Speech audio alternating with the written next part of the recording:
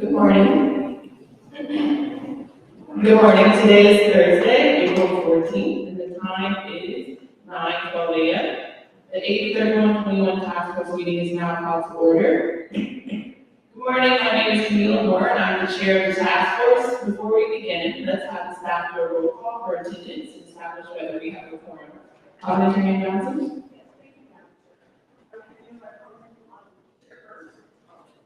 Present. Vice Chair Brown. Present. Member Bradford. Here. Member Reels. Member Holden. Member Jones Sawyer. Member Lewis. Present. Member Demonte. Member Montgomery. Steph. Here.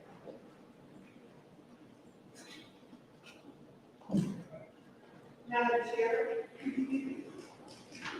There are 9 members on the task force, 5 members are needed for a quorum, and there are 7 members present, and a quorum is established. Thank you, Attorney Johnson. So before we proceed to public comment, I'll turn to Vice Chair Brown for some remarks. Thank you, Madam Chair. Good morning, everyone. Good morning. To all of the members of our task force. Again, I share with you our appreciation for the very substantive and significant way in which you have been involved in this first historic in-person hearing here in Northern California, in this city of San Francisco. And I thank our chair for the very fine way in which she led us in our deliberations on yesterday. Finally, I wish, as a matter of information, to say that for the benefit of those of you who were not able to attend last evening's solidarity service, reparations, and you missed an incredible life experience. But thanks to technology, we're going to make sure that that message, that historical theological, social relevant statement of the ultimates, the necessity for reparations will go down in history as one of the iconic addresses regarding the liberation of African Americans and sons and daughters of Africa. So let's get on with today's session and continue the splendid things that we are saying and that we shall do when we keep the faith and never give up on reparations, an idea whose time has come. Thank you very much.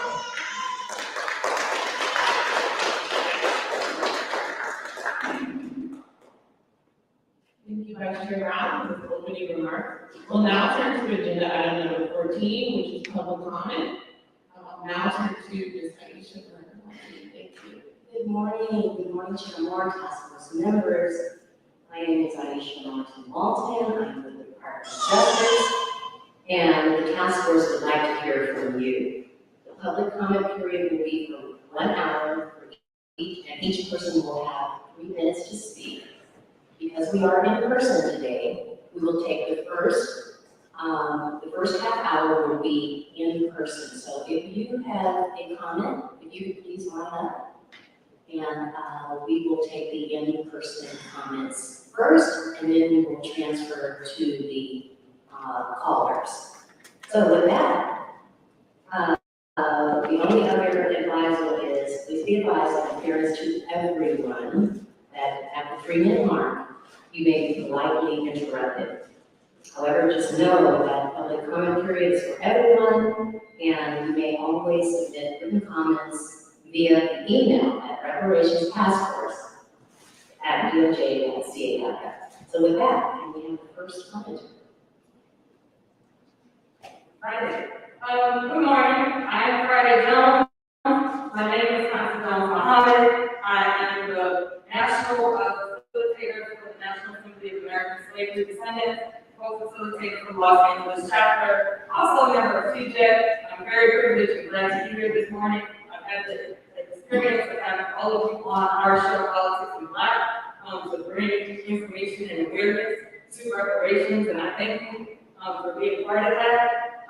Yesterday, the Tribe Called Quest and the Wu-Tang Clan were inducted into our congressional archives because they were culturally relevant. Their bodies of work were culturally relevant.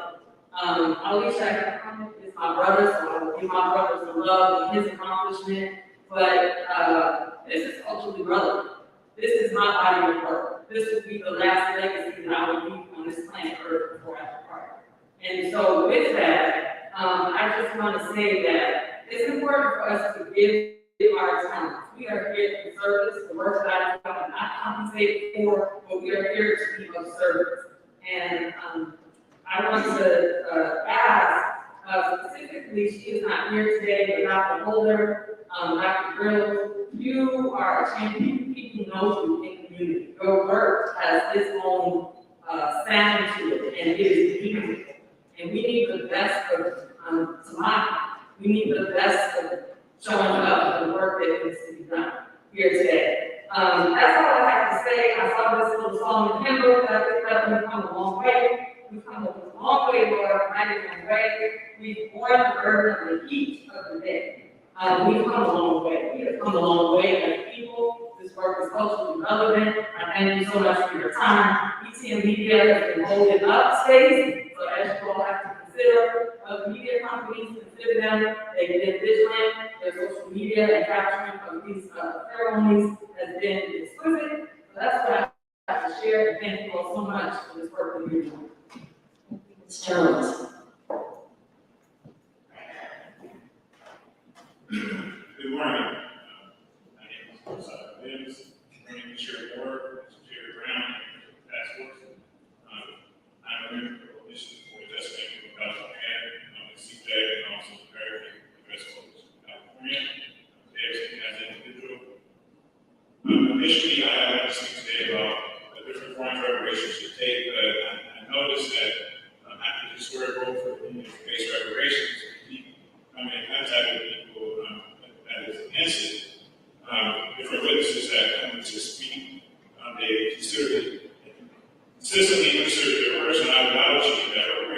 something instead, prepared for more than just incentives, but basically get all lives matter reparations bill. I encourage all that feel this way yesterday, today, and forevermore to either push your feelings aside or create your own reparations bill to cure racism. You can call the bill whatever you would like. I bid you safe travel and wonder endeavor. But that's not what we're here to do today. I also need to address how someone or some people believe that my specific community repair is considered a win for white supremacy because somehow we are on the same boats dropped off at different locations. Different people from the last that face slavery. Also, to note that Representative Sawyer has said that we're brought here on slave ships or planes, we're all in the same boat, something to that effect, which I found very disrespectful. I would like to challenge both of those ideas. If I met the requirements to receive a degree from a major institution in the United States, and they did not give it to me, could I demand a degree from the University of Cambridge and say, same degree, different school? Why must my repair be considered master tools or devices? Anyone here only eat or sleep when everyone eats or sleep?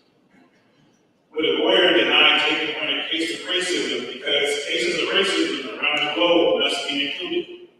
Would a psychiatrist or psychologist tell clients that their specific trauma isn't unique because people are facing trauma around the world and are using master tools by trying to address their trauma? These things wouldn't happen in real life and they won't happen here. The work we are doing is the next phase of the civil rights movement. The baton is in a safe place. We took it out of the hands of those before us. I wanted to hold on to it, but it's in good hands. We don't want $6 billion mansions. We demand community uplift and full repair for the descendants of U.S. chattel slavery. Thank you.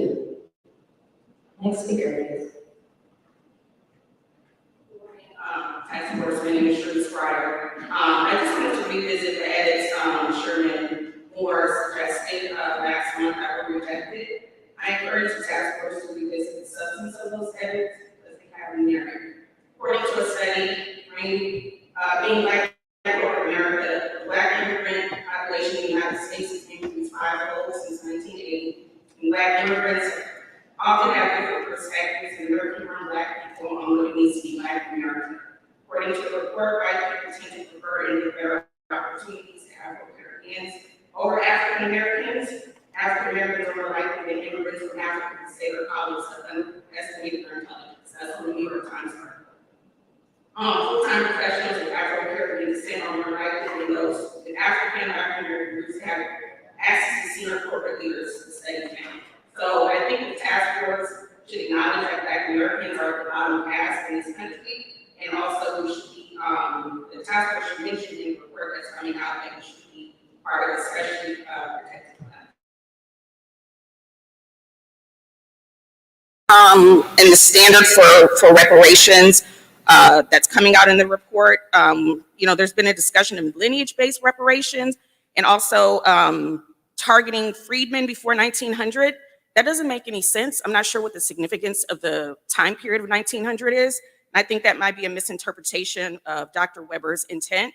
So I encourage the task force to revisit either if that was made in a motion or whatever, but we would not have freedmen before 1900. Everyone was free in 1900. So I would encourage you to revisit what that language was for and why you're using that, because it's in direct contradiction to lineage-based reparations. Finally, I want to discuss the communications or kind of lack thereof. Dr. Grills, I do want to acknowledge the effort that you put in to get the grants and get the money so for the communications firm. But my family and my friends don't really know what's going on with this task force unless I'm telling them. And if you look in here today, there aren't a lot of people in the audience, and I think that is unfortunate. This is a historic effort. This is a historic moment. This church should be full. I mean, the lines, people should be calling and the lines should be ringing off the hook. So if we can, I would encourage you to get the information out in a better way to the community so that they can all participate. Thank you. Thank you. Good morning, Chris Lodgson, Coalition for a Just and Equitable California, CJEC. Speaking on my own volition, I think that's the word. So first, I want to reiterate something I said yesterday in my public comments, which is the opposition to AB 2296, introduced by member Jones Sawyer, who I don't know if he's here today. That bill would extend your work by 1 year into 2024, but you were not told about that. You were not asked about that. You did not ask for that. You did not discuss that as a task force. So to introduce that without consultation to you, quite frankly, I find is disrespectful to your work and to the efforts that you put in, I believe, unpaid here in many ways. So that's the first thing. The second thing is I want to also reiterate something that Sharice just said about the communications. I understand that's going to be a topic of discussion today. I think we do need to bring in additional communications support, and I'm looking forward to your discussions on that today, and I encourage you to do that. The other thing I want to say is, so CJEC is one of your 6 community anchor organizations, and for the folks listening and watching in the Bay Area, Saturday, May 28th, we are having our first in-person hybrid listening session in Oakland, Saturday, May 28th, 1 p.m. to 4 p.m. at the California Ballroom. Dr. Brown, I think you're going to get a direct invite also to be one of the attendees also. I may be speaking ahead of my group here, but that's what I heard. And then finally, I want to talk about quickly AB 1604. AB 1604, which is a piece of legislation that our team has written language in, authored by Assemblymember Christopher Holden, that would, for the first time ever in Section 2, create a category of data collection for Black folks who descend from U.S. slavery. We do not right now have anywhere in the state, in any city, where we can go and say, hey, tell me how many Black folks who descend from U.S. slavery are in your city, are in this state. And so AB 1604 would do that. This would be the first state in the country, I think, that actually has that language. So I'm encouraging the task force to support that. It's a shame that after 400 years, we don't have a name. After 400 years, we do not have a name. And that is a shame. We have been invisible as a people. That's also why your vote last month for lineage-based reparations eligibility was so important to us, because it actually finally said that y'all see us, that we are seen. So thank you and have a great meeting. Thank you. Good morning. I'm Malcolm Gisson. I am the co-founder and co-leader of the San Francisco Black and Jewish Unity Coalition. This is an organization that was founded by Black and Jewish clergy in 2016. Can you come closer to the mic? To turn it up, yeah. Thank you. In 2016, to address issues of racism and inequity in San Francisco and the Bay Area. Many of us had a hard time believing how much inequity there was in our progressive city. But as we've worked in areas of healthcare, housing, criminal justice, and economic opportunities, we have come to know that there is racism throughout our state, and that it is time for reparations to be paid on a local, state, and national level to our Black brothers and sisters. I wanted to address 2 of the issues related to this. I have the unique experience as a young man of having lived and worked as a civil rights worker in Mississippi. I lived with a Black family who gave up everything to protect me, as did the Black community. And as a white man, I had the unique experience of only feeling comfortable around Black people and feeling very uncomfortable around whites who were constantly trying to kill me. Those feelings have lasted a lifetime, so I have devoted a lot of my life to trying to make the field equal, an equal playing field for everybody. And that's one reason why I've been very involved for the last 5 years in criminal justice and prison and reentry reform. I retired after visiting San Quentin Prison 13 times in 2 years and realizing the racism that exists in our criminal justice system and in our prisons. And it was very obvious to me that if we spend the money to greet everybody who gets to prison and tell them that everything we're going to do is to try to rehabilitate them so that they can have a good life after prison, by establishing in every prison reentry offices where we can devote all of our energy to helping every incarcerated person in California prepare for life after prison. Every person in prison should be working with formerly incarcerated people to help them prepare for life after prison. We should have peer navigators, formerly incarcerated people who work with every incarcerated person to get them housing, to get them jobs, to get them psychological care. Any addiction issues should be addressed.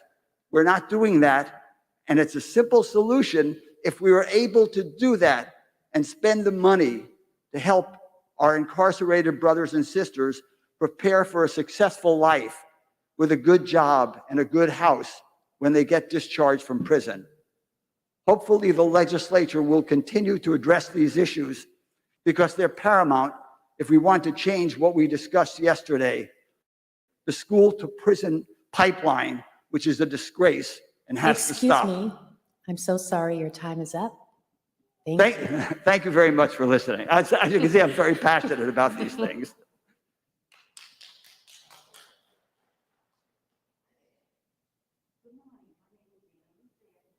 Yeah, speaking. Come to the mic. Good morning. My name is Elaine Samuels. I'm a retired nurse. I'm 70 years old, and I'm glad this committee, this board is present. I've found 13 generations of my family.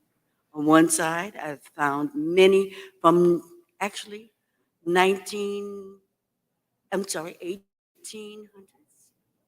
And we can go all the way across Europe, all the way to the United States. So I'm grateful to have this committee present because I found my relatives, all of them.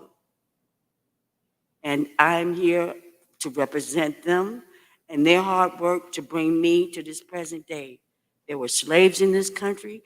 They worked hard. They went through the Jim Crow, the whole gambit. And I'm glad you're here to make some kind of reparations for them because they made it possible for me to be here. And I thank you. Thank you.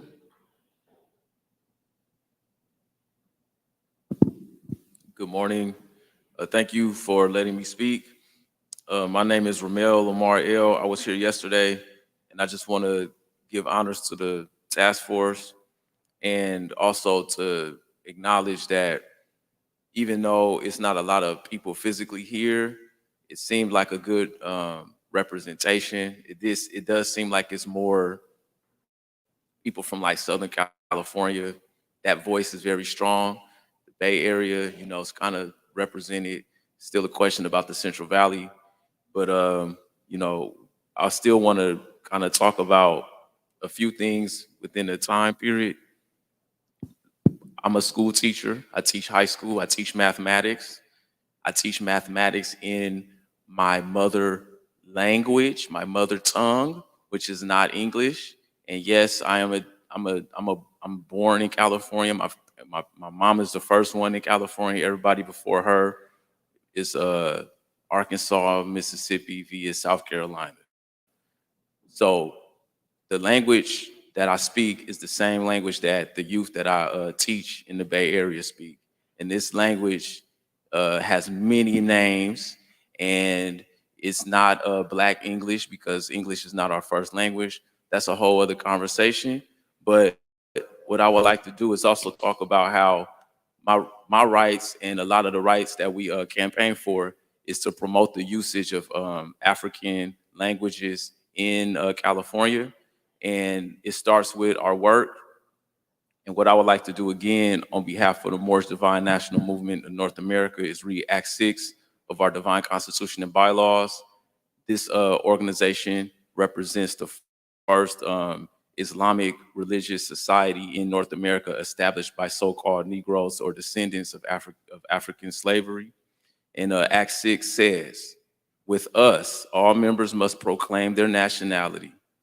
And we are teaching our people their nationality and their divine creed, that they may know that they are part and partial of this said government, and know that they are not Negroes, colored folks, Black people, or Ethiopians, because these names were given to slaves by slaveholders in 1779 and lasted until 1865 during the time of slavery. But this is a new era of time now, and all men now must proclaim their free national name to be recognized by the government in which they live and the nations of the earth.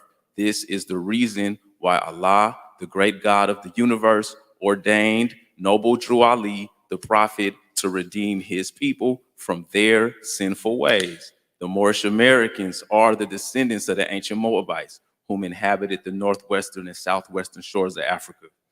And I just read that because, oh, thank you. No, thank you.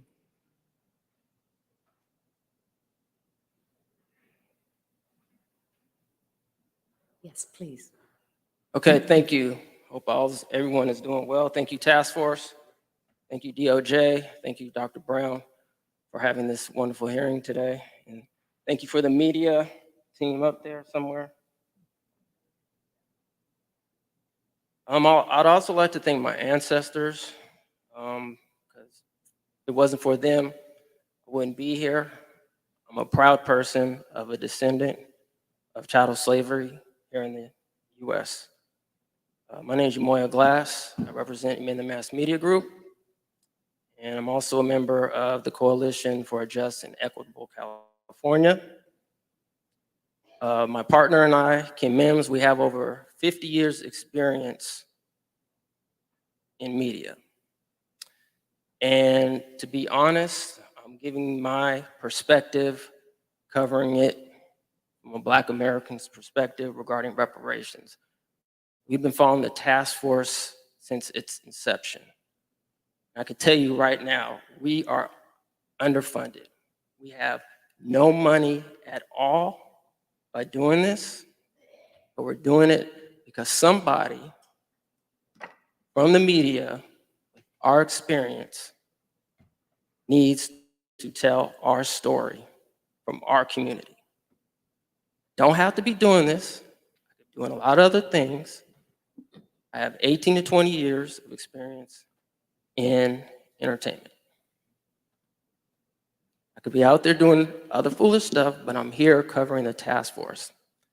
And since I've been involved in this process, unfortunately, we have not, I'm including the task force, I'm including the DOJ, I'm including everybody who's involved in getting this reparations movement out there, that we have to do a better job.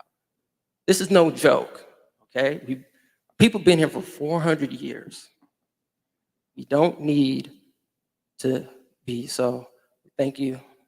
Yes, we have one more You minute? have 1 minute. Appreciate that. So what I'm trying to say is, when we understand who we are, where we come from, and where we need to go, we have to be very specific in what we're doing. Make sure that we're organized and following through with what we're doing. And as long as we continue with this effort, we'll be okay. But we have to do a better job in communicating. We have a segment on our channel, in the Mass Media Group, called Boots on the Ground. We've been to the community in Sacramento, in Los Angeles. We asked people, hey, do you know about the Reparations Task Force? They said, we have no idea what's going on with it. Well, do you know what's going on with reparations? No, and it's predominantly Black people. We asked other ethnicities too. So I just wanted to give you my perspective from boots on the ground, what we need to do and where we need to go. And in the Mass Media is going to be in this fight. Thank you for your time.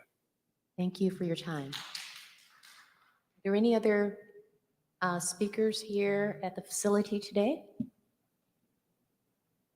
Hearing none, we will move to our phone callers. So good morning, Sean. Can you get the callers ready, or are they in the queue and ready to go? Yes, thank you. Ladies and gentlemen, if you have not done so already, please press 1 then 0.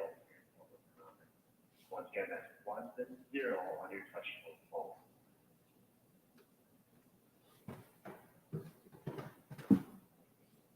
And I apologize, it sounds like there may be a phone ringing. Thank you. Our first participant is going to come from line number 25. Please go ahead. Good morning, board members. My name is Ernest Russell, and I'll begin by stating that this submission is proposed task force the economic team. California's U.S. government responsible culprits in this.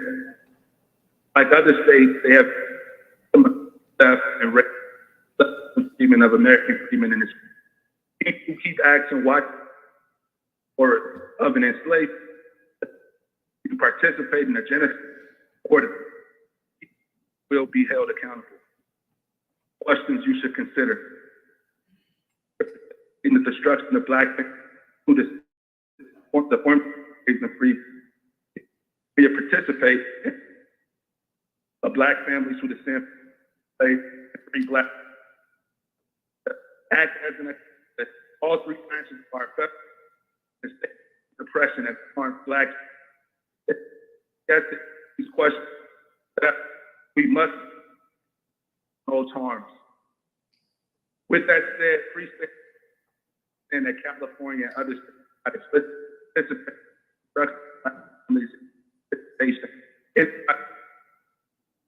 Secondly, I find it of the economist team are lacking when it comes to providing to the descendant community. Now, as I've stated before, not to pussyfoot around. Be bold with your recommendation. We will support you in your bravery. On the part, we all know that the historical are ultimately what have placed the economic advantages, such as the greatest position, that we must consider a lineage from a statewide figure approach. I am sure I'm speaking in when I say that their as a model of federal reparations, statewide reparations, the consistent guarantee provide satisfaction that includes reparations and not meet these standards program to address the hierarchy.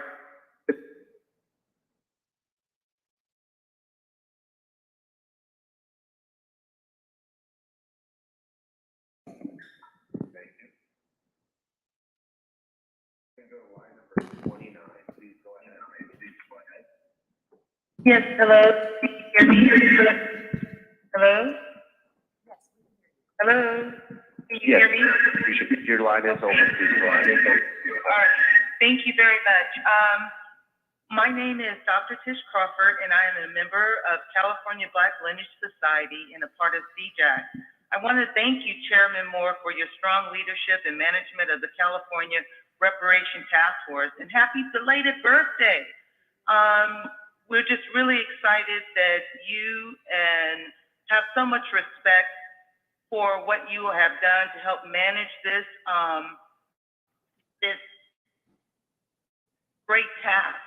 And that comes with respect, and it should not be undermined by Joan Sawyer, and I'll address that later. But my heart is so full of love. I just want to thank the task force again, deciding in favor of lineage-based reparation eligibility. Senator Bradford, Montgomery Stepp, Vice President Chairman Brown, and your beautiful church that you have. It is so historic and lovely, and is brought to us by ETM Media. And I also want to thank Dr. Jovan Scott once again, and Chairman Moore. Really exciting. We are against extending the task force time. that was underhandedly introduced by Reggie Joint Sawyer. He did not form nor discuss extending the task force with the members. He has voted to extend it, but I noticed the task force has not done that. Thank you very much. But it was very underhanded of what he did by not consulting with you as a group to move this forward, which really leads me to believe that there's some really underlining malice that's going on with that. Also, I really and truly just believe that it doesn't need to be extended anymore. And also, I want to express my displeasure for the the communication firms that were voted by the task force, and they've been in place since November and December, and it has been a really lackluster, basically derelict of duty to the Black community, and really borders on fiduciary abuse. It's really horrible how they have not done anything really of substance, and that's why I believe they need to be immediately replaced. And I'm recommending ETM Media. We're looking at you guys right now today in that beautiful church through the stellar performance by ETM Media. So we really and truly need to be moving forward, and these publication firms are definitely not in the best interest of the Black community. I also want to talk about, in moving forward with the lineage-based discussion, we must have grants that allow the community of eligibility to move forward with getting documents. And I'm going to express that no one should pay for that in California. California should pay for that. I'm so sorry. Your time is up. Next speaker, please. Next, we'll go to line number 19. Please go ahead. Good morning, Task Force. This is Marcus Champion. I wanted to first take the time to thank you for the work you put in thus far, in particular Chair Moore, Vice Chair Brown, Dr. Jovan Scott Lewis, Senator Bradford, and Councilwoman Monica Montgomery Stepp for maintaining a lineage standard and doing this the right way. This is a labor of love and justice. God sees it. Your community appreciates you, and I salute you from South Central Los Angeles. First, I want to demand Member Reggie Jones Sawyer withdraw AB 2296. The legislation was entered into the California legislature in secret, and it makes no sense. There is no need to extend the task force for the purpose of community education. This, in my opinion, is a waste of the task force time, a waste of the state dollars, and ultimately an action that lacks optimization due to Bagley King. I wanted to speak about the necessity of confident and proactive communication. We are a few weeks away from the anniversary of this monumental task force, and the awareness within the state is still almost non-existent. Those of us citizens who make up CJEC have been doing our part on our own dime to spread awareness and information related to AB 3121 from the time it began moving through the California legislature. We are a ragtag bunch, but we move like giants. And what we have managed to do so far would seem impossible. But with that being said, it is long overdue that companies with the expertise and experience in this arena take the advertisement to the next level. There needs to be radio ads, TV spots, paid social media advertisement campaigns, etc., to make sure the American freedmen population across California know this reparations task force is happening. It is my hope during the proposal period that a state office similar to the Office of Redress Administration that was made, similar to what was made for the Japanese redress, is created to handle eligibility. But until that happens, the American freedmen population in the state needs to be made aware so they can begin their own family lineage journey. We all understand that our ancestors came through slavery, but to see the specific names and dates when they lived is a level of pride and love that can't quite be described. When you read books like The Haves Never Been Told, Slavery by Another Name, Slavery's Capitalism, etc., and get a greater understanding in detail of what these relatives who share my blood and DNA had to endure, persevere through, and ultimately overcame, you realize the superheroes have walked this earth, and I walk in their footsteps. Once again, happy birthday, Chair Moore. Thank you for your work, task force, and continue to persevere. Thank you. Next, we'll go to line number 20. Please go ahead. Line number 20, your line is open. I believe that's me. Good morning, task force. This is my first time calling in and being able to speak. I would have been there in person, but when I checked online, it said you had to be vaccinated only, and I'm not vaccinated, so I wasn't able to attend in person. But the reason for my comment is I'm a California native. My father is a California native, and my grandfather came here from Georgia. He was in the Navy back in World War II, and he came here for better opportunities, for a better life. The thing is that even though he came from Georgia and he was in the Navy and he moved out here and started a family, he still experienced racism. I remember the story that my father told me that he was chased out of school, Pinole High. I don't know if any of you are familiar with Pinole High School, but in the late 60s, my father was chased out of school by a bunch of white high schoolers calling him the N-word, calling him a monkey. And he said he ran as far as he could until he didn't see them anymore. And as far as my grandfather, I do want to mention I am half Black and Mexican. My mom is Mexican, American, and my father is Black. My father's father is Black. My father's father's father is Black. And even though my grandfather died of dementia, not dementia, but he died of complications, and he had dementia when he passed. He couldn't remember, a doctor's appointment for, a doctor's appointment the next day. But he remembered being in World War II. He remembered the racism he experienced. He remembered being in California and still experiencing racism, experiencing it in the Navy, being forced to be a cook was what they called it, because he wasn't regarded as being as important to actually be out on the field, so to speak. And so I mentioned my grandfather because he left such an impression on me as a 12-year-old child, just hearing his stories and the things that he went through. And I want to, pay homage to him because he's no longer here. Excuse me for interrupting you in the middle of your sentence, but your 3 minutes are up. But thank you so much.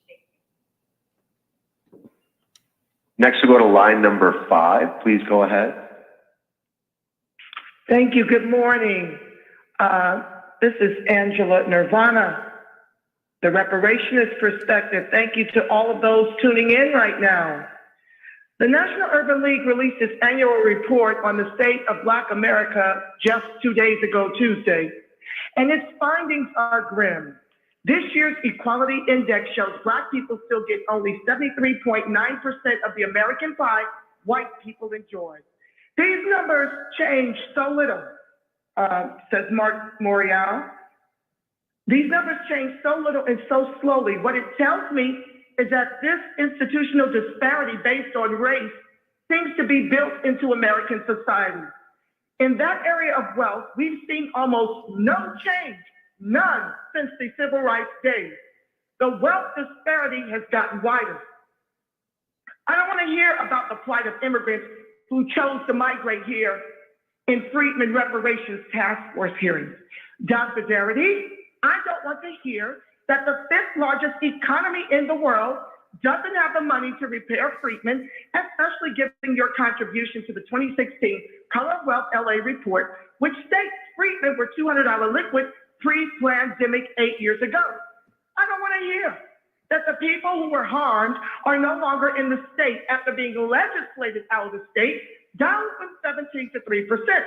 There are 2 million of us still here hanging on by a thread with a median income of $40,000 and a median home price of $800,000 and the highest rates of homelessness, incarceration, foster care, unemployment, and underemployment. I don't want to hear you intend to use our reparations to close an over $100 trillion egregious racial wealth gap gulf attained from our ancestors' heinous chattel slavery, which built the U.S. economy with $14 trillion. Even the Mayor's Consortium agrees with Thomas Kramer's number, 6.2 quadrillion, and that doesn't even include Jim Crow and accrued ongoing systemic racism, oppression, and disadvantage, and our never-ending Holocaust. We, the people, don't mind state and federal repair deposited monthly into our accounts, akin to what the Feds did for all Americans, which don't fix treatment during the pandemic, which, while excluding far too many freedmen, given that we're over 50% of the homeless population. Mr. Jones Sawyer, I don't have time while in court to listen to 50 bills to vote no on your backdoor bill to extend the time of our study until 24.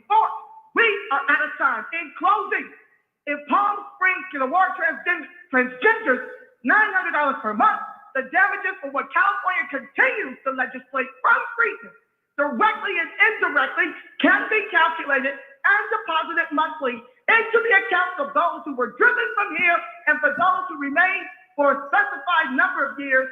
We'll take grants too. Absolutely no loans. That's my time.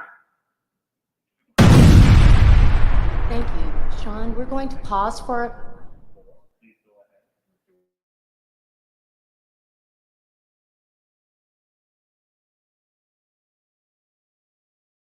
California. I wanted to first say, as part of the reparations package to offset white supremacy, I would like to ask, is it possible for us to do a mandatory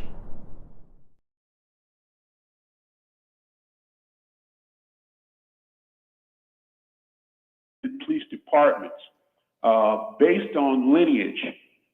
These Black men and women will come in and over the 18,000 police departments that we have, be able to stop most of this qualified immunity, give jobs to the Black community, and balance off this racism in these departments. And also make the lineage-based Blacks a protected class, where these district attorneys and these judges and the police departments cannot seize the reparations that we get. Make it kind of like Social Security, where only certain departments can attach the money. So that's what I'm asking. If we can get into some type of law enforcement and black men and Black women, and offset some of these white supremacists in the police departments, whether it be sheriffs, highway patrol, LAPD, across California, and make this a model. And this will slow down some of this qualified immunity that these whites have in these police departments. Also, if we can put them on the district attorney and the judges departments, make this mandatory as part of the reparations package, and also tangibles for the descendants of slaves. And thank you, Dr. Weber. She really understands what we're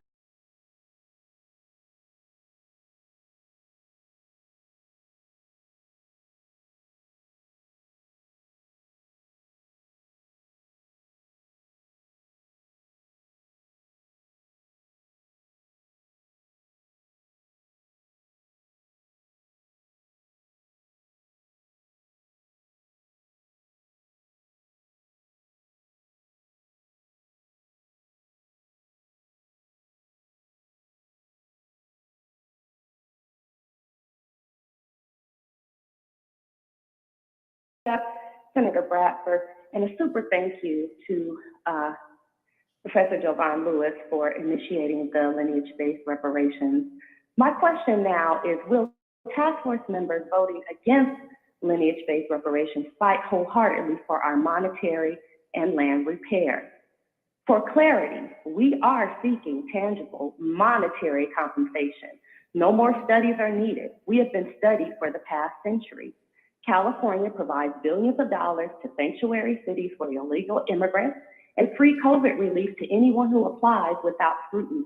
Yet Dr. Darity says California cannot repair freedmen. Freedmen have not left the state. We are here, Dr. Darity. Dr. Grills, where is the work from the $1 million communications firm contract? Who have they communicated with? Where is the website and social media presence? 9 months.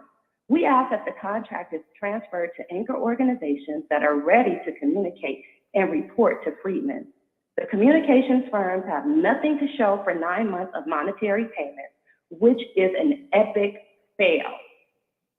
Underestimating us, we are freedmen, the ones who built this country, the current descendants that bring all the style and swagger to this nation. The spirits of our ancestors are here. Reggie Jones Sawyer, who you are working against us, initiating motions to extend AB 3121 without the vote and consent of the other task force members. The people want you to withdraw that initiative. No more double talking, Mr. Jones Sawyer. Freedmen do not need more intellectual babble and studies. We need monetary compensation. This is what all of the studies have concluded over the past 100 years. So I must question the intentions of grills holders Jones Sawyer and Tamaki. At Mr. Tamaki, compensation will prevent repetition. All ethnic and minority groups in America and California have been able to tether themselves to our civil rights. The fact that our ancestors built this country through forced labor and robbing of our intellectual properties and inventions, we are long overdue for our exclusive repair.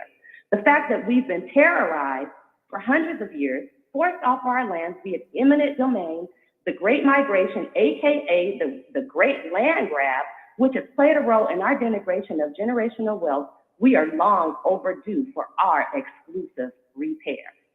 Oh, then we have CIA-based COINTELPRO, the King Alfred Grant, crack cocaine, mass incarceration, plans to design to subjugate and destroy the indigenous freedmen in California and America. We are long overdue for our exclusive repair.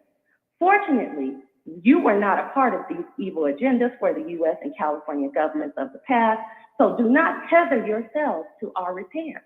Respectfully, I say to groups that truly want to ally with us with righteousness, we appreciate your support and honor. Thank you so much. I yield. Next, we'll go to line number 32. Please go ahead.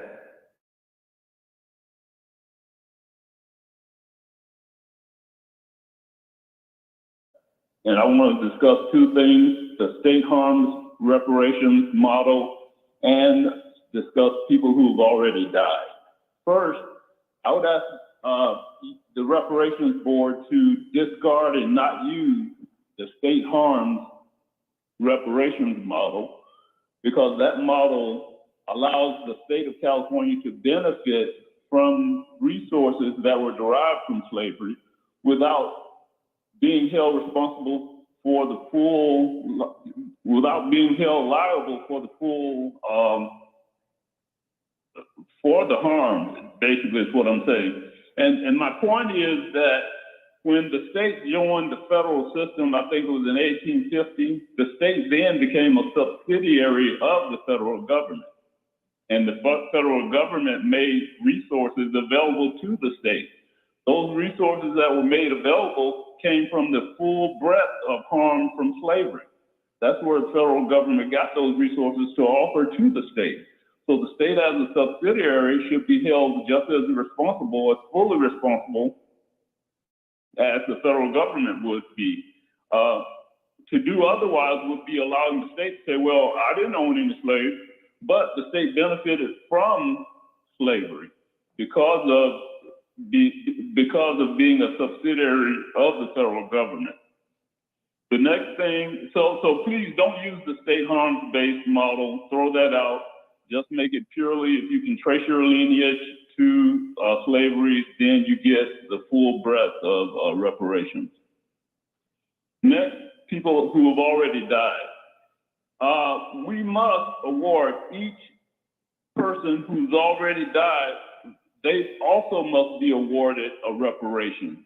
Because if we don't award them a reparation, then we're going to be legitimizing genocide, and we're going to be legitimizing the slow wheels of justice as ways to deny reparations to people who've already died.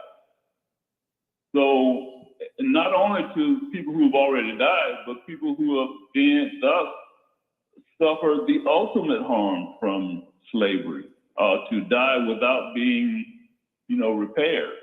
So each individual who's already died should also be added to reparations, be given the reparations. Now, for those people who died and they don't have descendants, I would recommend that their reparation be put in a fund that could be used to ensure the dignity of elderly people. Excuse me, sir. Your time is up. It's been 3 minutes. Thank you so much for your comments today. Next, we'll go to line number 14. Please go ahead. Line 14, your line is open. Oh, hello. Can I be heard clearly? Yes, please go ahead. Okay, so I couldn't be there today, but if this task force was built to service the Black community as the descendants of slaves in deserve of repair, I kind of gauge the seriousness based on how well they keep the Black community in mind. And so far, I don't think I'm 100% impressed. Starting with some of the models that were in discussion yesterday, I'm not really sure that I understood all of it, but if I got the gist of it correct, if we are it's understood that California doesn't have a purse big enough to pay the bill for reparations, then isn't the charge here twofold? Develop a report that catalogs all the constitutional and human rights violations that occurred between slavery and today, and what happened, who did it, where it occurred, who were the victims, and government compliance or lack of protection, which produced the wealth gap. Then the economists would come in and start attaching dollar amounts to all of those atrocities and control for inflation, and then produce a figure which would then be passed on to Governor Newsom so that he can do a federal campaign for a reparations program. And to the extent that California can do something, it's push for legislation that makes ADOS a protected class through a set of Black agenda items. And so, I really need that part of the discussion from yesterday explained very clearly. And then also to wrap up, there were just some things last month that I heard from Lisa Holder where she almost tried to pull the task force away from the community that it was built to service. She kept on saying that it's our responsibility, as if she has been given unanimous control over the decisions that come from this task force without incorporating the ideas of the people. And I think that logic is dangerous. We've all been doing work in order to see this task force through, and I don't think that that's a hospitable mindset to have. I think that she needs to be gone. I would love for Michael Newman to give a clear set of instructions for how we could start a removal process for Lisa Holder. And then also for these continuances from Joan Sawyer, who's asking for them? And can he explain why he's pushing for it? Because at this point, it's starting to look like he's upset and bitter about the decision for lineage-based reparations claims. And so now he plans on turning this into a long-standing study that nothing ever comes out. I'm so sorry. Your time is up. It's been 3 minutes. Thank you for your comments.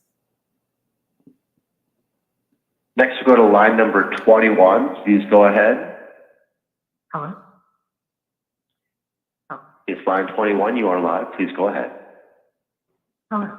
Thank you. My name is Brooke Sinclair, former resident of Redondo Beach, and I was absolutely disgusted to learn yesterday that included with our 40 acres and a mule was the sovereignty the right to be a sovereign nation separate from the United States of America. I understand this now to be the base root of the so-called equal but separate Jim Crow, which leads me to finally understand that we, Black Americans, do not need America. We don't need America's crusty schools. We don't need America's busted police system, and we can police ourselves. The United States government is a sadistic, raping bunch of pedophiles. No wonder white people don't want their children to know the truth. Dear Department of Justice, don't you ever again disrespect Black Americans by coming to these proceedings unprepared and with your cocky-ass attitude. How dare you fix your mouth to include your mediocre opinions on our business? And in conclusion, I like to say, dear Department of Justice and federal government, we don't want to live near you. Give us our money and leave us the fuck alone. Go fuck yourself. Thank you. Next.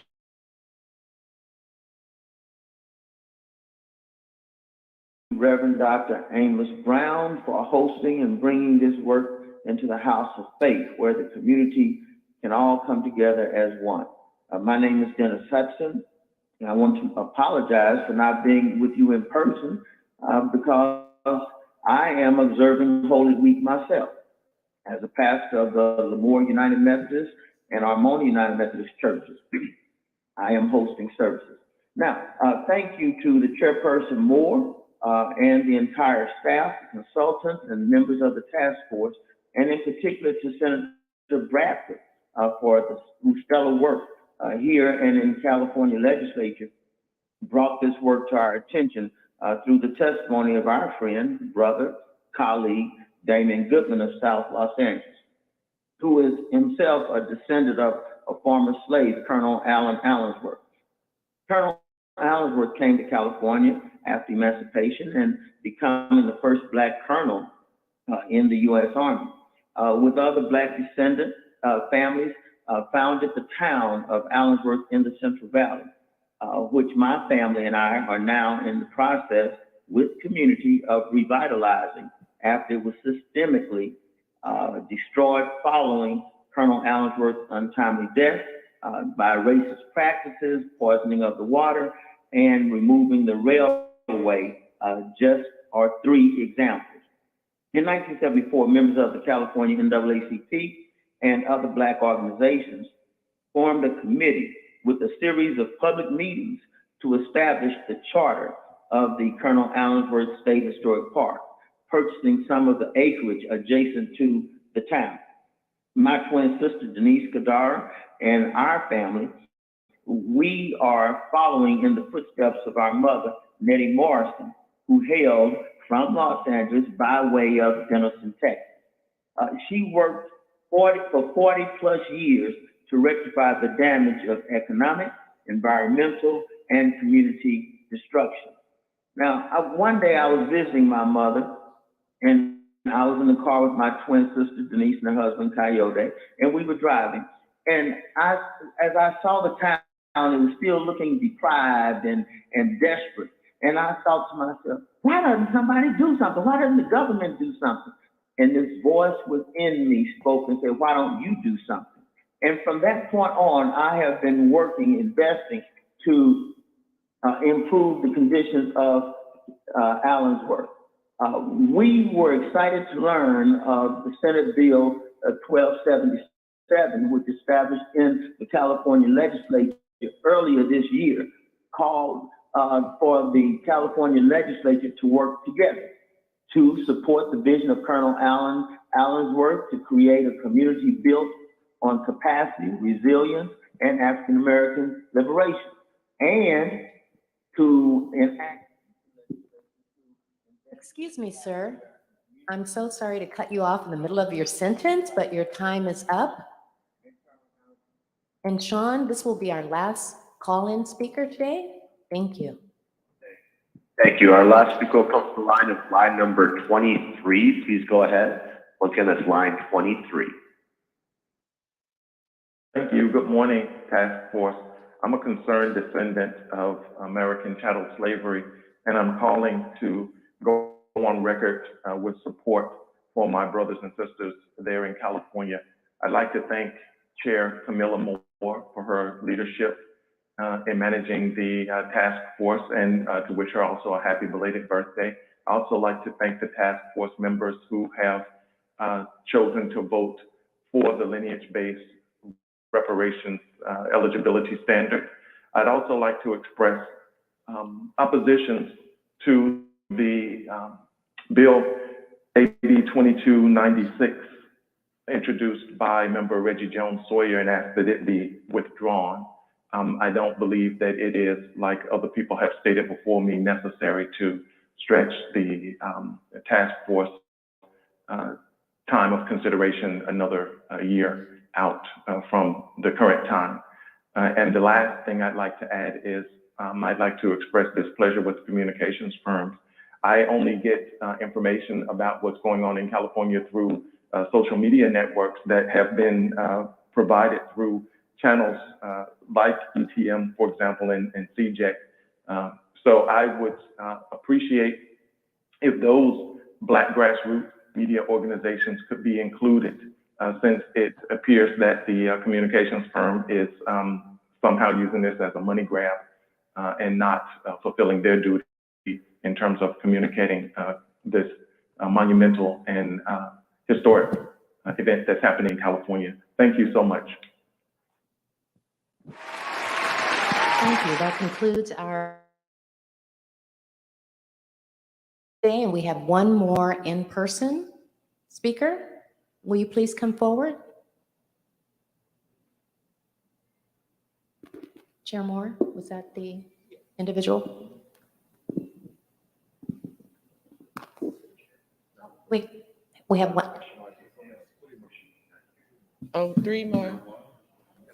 Three more? Okay, please come forward. You may begin. Good morning. My name is Samuel Nathaniel Brown. I am the co-founder of the Anti-Violence Safety and Accountability Project, along with my wife, Jamelia Land. I'm also the co-chair of the California Abolition Act Coalition, ACA 3, which seeks to end slavery and involuntary servitude here in California prisons once and for all. And it was a piece of legislation that I was fortunate to write while I was still incarcerated prior to my release. So I've been out of prison for about 100 days. I did 24 years. And per encouragement of my wife, I wrote the legislation, and then Senator Sidney Kamlager picked it up and backed it. And so it's an honor to be here today in support of this legislation because it runs hand in hand with ACA 3. And we thank you all for supporting ACA 3, and our entire coalition stands behind you. And reparations is overdue. You know, when we talk about mass incarceration or the overarching political systems, the social, economic, educational, legal systems, we see that this transgenerational trauma that permeates all the way from 1619 is still running rampant in our communities today. So if we want to have any opportunity to level the playing field, then the reparations are definitely needed. So I just want to say thank you to Chair Camilla Moore, Senator Bradford, and all you all for the work that you're doing, and know that us in the California Abolition Act Coalition are firmly behind you, and anything that we can do to get this legislation passed, we're totally engaged. Thank you. Thank you so much. Next speaker. Hello, my name is Kamji Ansley, born and raised in San Francisco, California. I am the great-great-great-granddaughter of Archie Townsend, and I speak for him, born in 1821 in Alabama. Between 1808 and 1860, the enslaved population of Alabama grew from less than 40,000 to 435,000. Alabama had one of the largest enslaved populations at the start of the Civil War. The United States government is charged with sex trafficking, child molestation, kidnapping, harboring fugitives, harboring criminals, and theft. Archie is the father of Catherine, born in 1835 in Alabama. She is the mother of Catherine, born July 4th, 1875, and died in 1949. She lived through Reconstruction, 1865 to 1877. She lived through the failures of what the 13th and the 14th and the 15th Amendment was supposed to do for her family. She lived through the destruction and the thievery of the Freedmen Break with the assistance of the United States government. She lived through Jim Crow, 1877 to 1865, and she died during Jim Crow. Her child was Ethel Amanda, born in 1899. Her child was Catherine. Her child was Mary Catherine, born in 1927, who was a member of this church since its inception. She made it to California running from domestic terrorism, supported by the United States government, and wound up in Los Angeles after graduating from Prairie View, Texas. Fighting for the rights of women underpaid in Los Angeles, she was going to be lynched the following day and was smuggled to San Francisco, California, where my father Vincent was born and where I was born. I'm talking for them through lineage, through heritage, for a debt that is owed.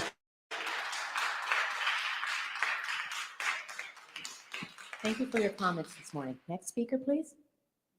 Hi there.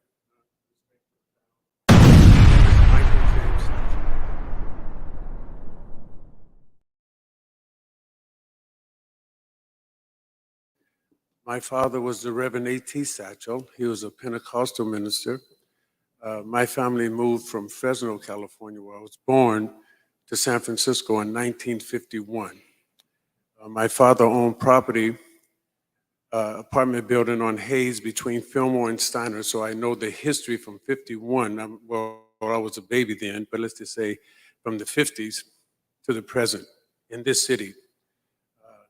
I had passed Third Baptist many times on Sundays when it was so full, the people were just stacked outside.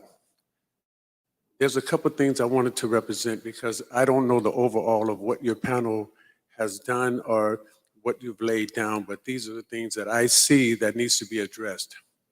First of all, the word African American.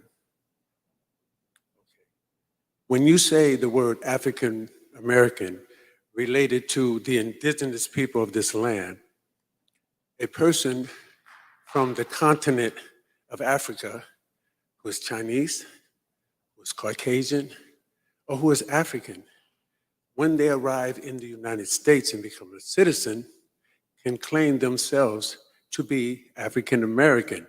And some can even say they're more African American than most. So I think that word needs to be eliminated from this discussion of reparations. The next thing that I'd like to say is that this is a state project that is being initiated by you people, honorable people. But my concern is that, is it going to affect the national campaign? Because we're asking, not we're asking, but there has been put out that we're asking for $20 trillion. Now, we want tangibles. Our history has been clearly laid out by this wonderful lady here, and I'm sure you know it. But I feel that this panel may be trivializing reparations in the fact that the things that you're talking about, giving to the displaced people or the abused people of the indigenous or descendants of slaves, like sidebar stuff. It don't amount to nothing. You're almost telling us, we want to give you some tickets to the Warriors basketball game. We want to give you all these trivial things. What we really need is tangibles. We need funds, money, and we need land. The money was taken from us. Now, my family, Excuse me, sir. I'm so sorry to cut but you my off. 3 minutes are up. Yes. So in parting, I want to say this. If this committee is derailing the national committee for us to get $70 trillion, you need to disband and get out of our way, because we are not coming for tidbits. Our people built this nation. And let me just say something else, and I know you're not going to like it. We are giving millions of dollars to the Ukrainians. I walk 2 blocks out my house, there's homeless people, black people who are descendants. I'm from Fillmore, I know the history. UN passed a memo around saying that African American UN citizens serving in Poland and Ukraine Sir, I'm have so sorry. to, Your time is are being up. called niggers We have to and be fair monkeys. to everyone. And we're giving millions to those people and nothing to the homeless out here. Thank you, but we You have guys need to either deliver the money or another get out of the way. speaker. Your time is up. Thank you. Thanks for coming out today. This is our last speaker of the public comment period this morning. Good morning. Thank you, and please speak. Good morning. My name is Lavier Foster, and I represent the African American Community Service Agency. We're a nonprofit located in San Jose, down in Santa Clara County. And a lot of the work we do is to help provide for our people who don't have enough resources to get to work, to provide for their families, to live. So we just want to say that we're grateful for the work that you're doing. We do a lot to promote reparations on what's happening nationally and engage in our community and informing on what can be done. And it's really important to understand that it's not just like what can get someone to the next day, but how do we build wealth in our community so that we can own land, have an education, and sustain generational wealth for a long time to come. So again, I just want to thank you for the work that you do, and remember that we do have a community, even down in San Jose, who's paying attention to what you're doing and can really be a resource or promote to our community in any way we can. Thank you. Thank you. That concludes our public comments this morning. And again, thank you everyone for coming out. We invite you to attend future public meetings or to submit written comments or testimony via email at reparationstaskforce@doj.ca.gov. I will now turn the mic back over to Chair Moore. Thank you. So before we go to agenda item number 15, I'll turn to Vice Chair Brown. Thank you, Madam Chair, members of the task force. Ladies and gentlemen, I beg this personal privilege to pastorally, lovingly, and respectfully call to our attention that during this process, we as Black folks should not and must not let others define what we're about. Secondly, I appeal to you to not let that boogeyman be created by the media that Black folks are not interested in reparations. Number 3, don't assume fallaciously that numbers always count. Thank God that I'm a historian and I have the facts. Only 3% I say, of the Black church, Black preachers were involved in the civil rights movement. And this is documented by the Joint Center for Political Studies in Washington, D.C. And in my home state of Mississippi, back in 1959, a survey was taken only 4 churches in Jackson opened their doors to Dr. King, Medgar Evers, and others. They were scared, or they had been co-opted by those racist white evangelicals who said that the preachers had no business being involved out in the world. Finally, yes, there's one room that's never filled, and that's the room for improvement.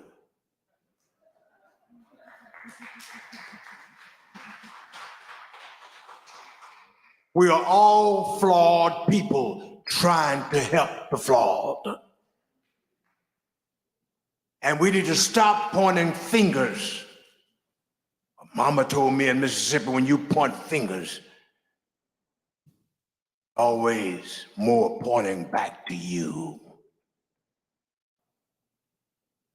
And we must keep in mind that we are a quality folk. It's not always quantity, it's quality. And you have been, as members of this task force, quality, erudition, excellence. And you about empowering a people, and for such a time as this, God has permitted us to speak truth to the evil powers of this nation, this state, and this world who don't like us because our skin is black. Aristotle said it during the 4th century BC, that the Ethiopian and the black man were inferior, and he said it in his work, The Politics. And secondly, he said, we will never be capable of self-governance. We would always have to have the white man and the white woman over us. And that's the reason why number 45 uttered that ignorance that Africa was an asshole, because it knew not respect our humanity. Finally, practically, numerically, in this sanctuary, we are here where 2 or 3 are gathered together in the name of justice, love, and equality. The divine one of the universe will fight our battles, and we're going to have victory. There's a requirement for vaccinations, and let's face it, there's still many of us who erroneously are not trusting and respecting science,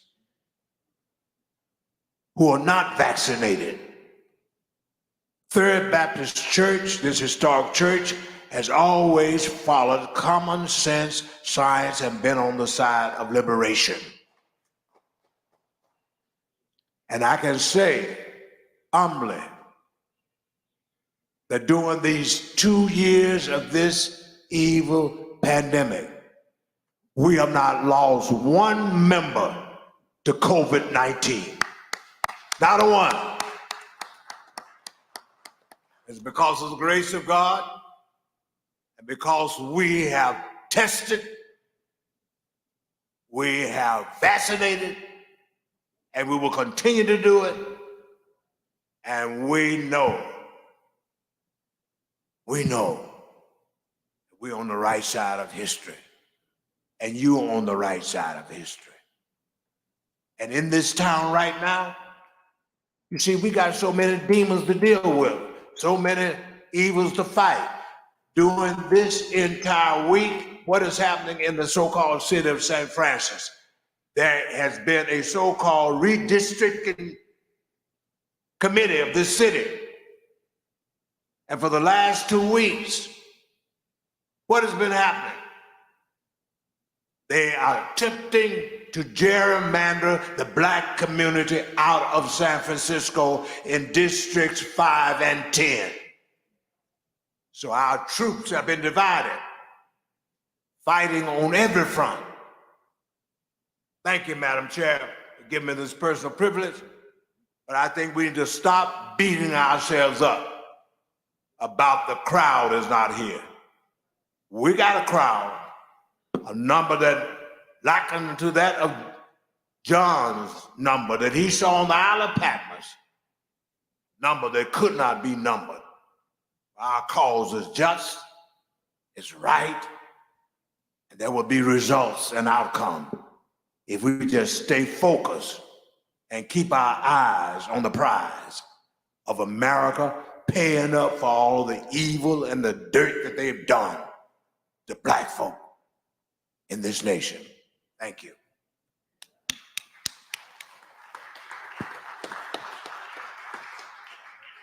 Madam Chair, before you proceed, I'd like to raise a point of information.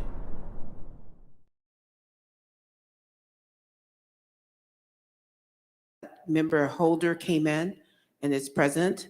And also, I'd like to determine whether or not Member Jones Sawyer is present on the phone. Yes. He is. Member Reggie Jones Sawyer, are you present? Hello. Thank you. Then please let the record reflect that Member Jones Sawyer is present by phone. Thank you. The record will reflect that Lisa Holder is here and Member Reggie Jones Sawyer is here by phone.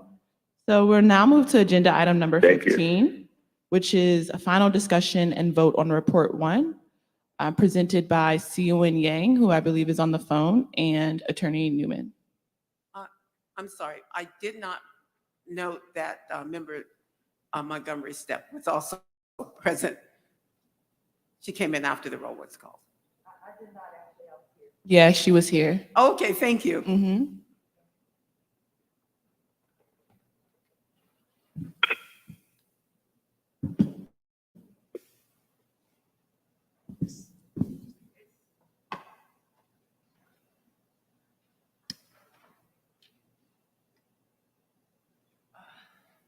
Hello, members of the task force. It is great to see everybody here. Okay, so I'm going to put it all the way up. Okay.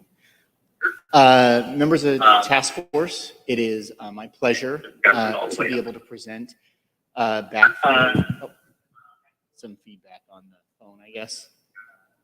If people on the phone could mute. If people on the phone could mute as Attorney Newman is presenting, thank you. Thank you very much, members of the task force, members of the public. As you have seen in several back and forths with the task force and with the public, we have presented an outline of a report, then a draft of the report, and now we are presenting to you, reflecting all of your edits and suggestions of your contracted experts, inputting public comment, as well as expert testimony that you've received over the course of your meetings, as well as extensive site checking and review that continues even to this moment, I think, back in the DOJ, a report for your consideration and vote and approval today. I have with me, on the phone, Sion Yang, who has been handling the lead of this, as well as Francisco Balderrama here in the room, who has been working with Sion, and our significant team that's been working through all the issues. We have a couple of different items for your consideration, or maybe to structure the conversation. The first is, you all have been providing us along the way a number of different edits, suggestions, commentaries on items that should be included, items that should be excluded, framing, wording, things like that. I feel it may make the most sense for us to first take up the question of if there are any remaining edits, suggestions, comments, high-level comments across the entirety of the report. And then the second component that I think it makes sense to address are the extensive preliminary recommendations.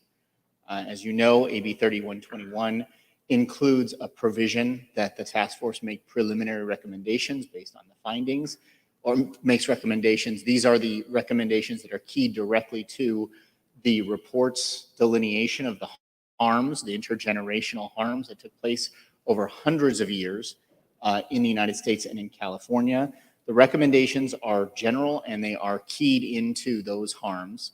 These are separate from the broader recommendations that will be brought in the second report and the topics you'll be addressing in the second phase of the task force's life, looking at the modes, eligibility, and operations of a reparations scheme that the legislature will eventually address based on your recommendation. That's the broader recommendation. And then the third issue to address are any sort of more macro questions about the report, the organization, the forward, laying it out, things of that nature.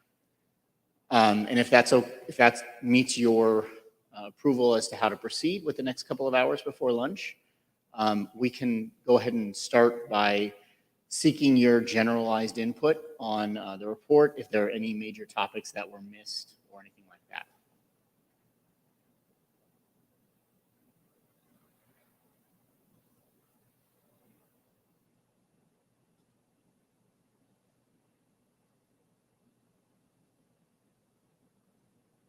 Member Bradford, you're recognized.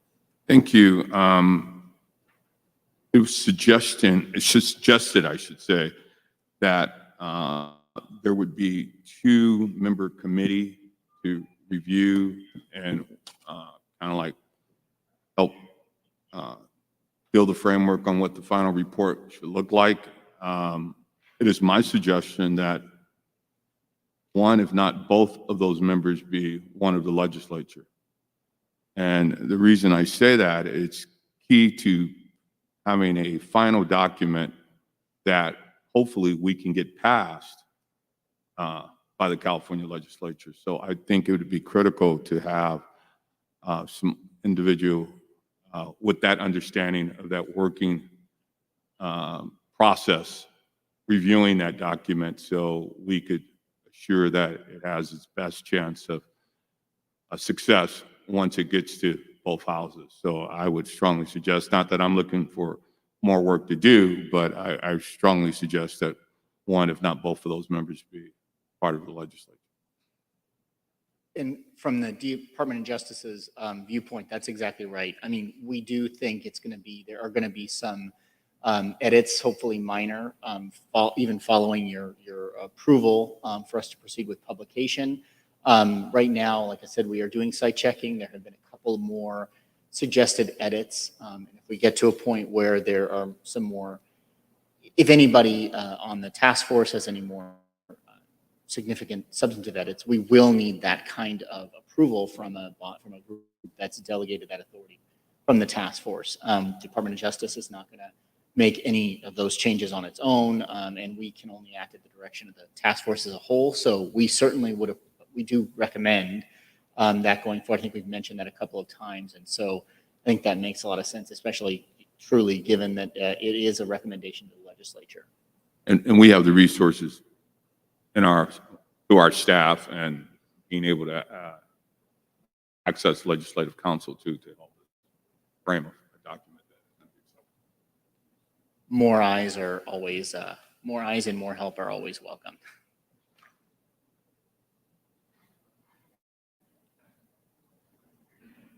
We suggest, if that's your recommendation, that you make a motion for that to take place. Member Gross? I'd like to make a motion that our 2 representatives of the Assembly and the Senate serve as a subcommittee to review the final edits to the first report. Advisory committee. Advisory committee. Second? It's been properly moved and seconded that the 2 elected officials on the task force, namely Senator Bradford and Assemblymember Reggie Jones Sawyer, comprised of a subcommittee to review the final edits of the report. Is there any discussion on the matter?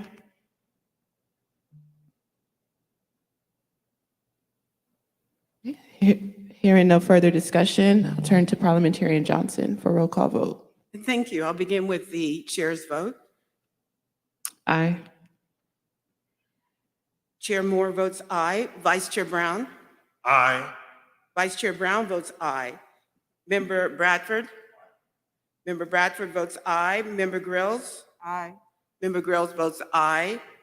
Member Holder? Member Holder votes aye. Member Jones Sawyer?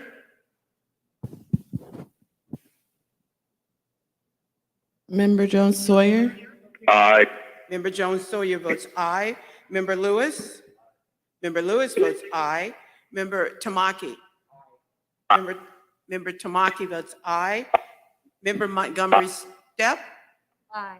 Member Montgomery Stepp votes aye.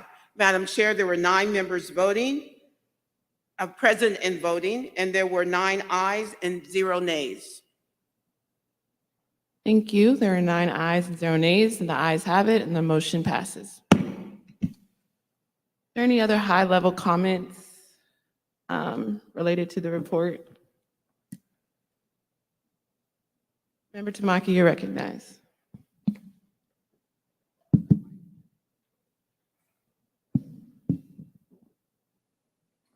Well, the task force is charged with delivering a number of deliverables, and I think the report, I've read all 13 chapters, is a huge contribution to the public. I think every social movement that's made any difference needs a historical, intellectual underpinning and analysis, and I think the report does that.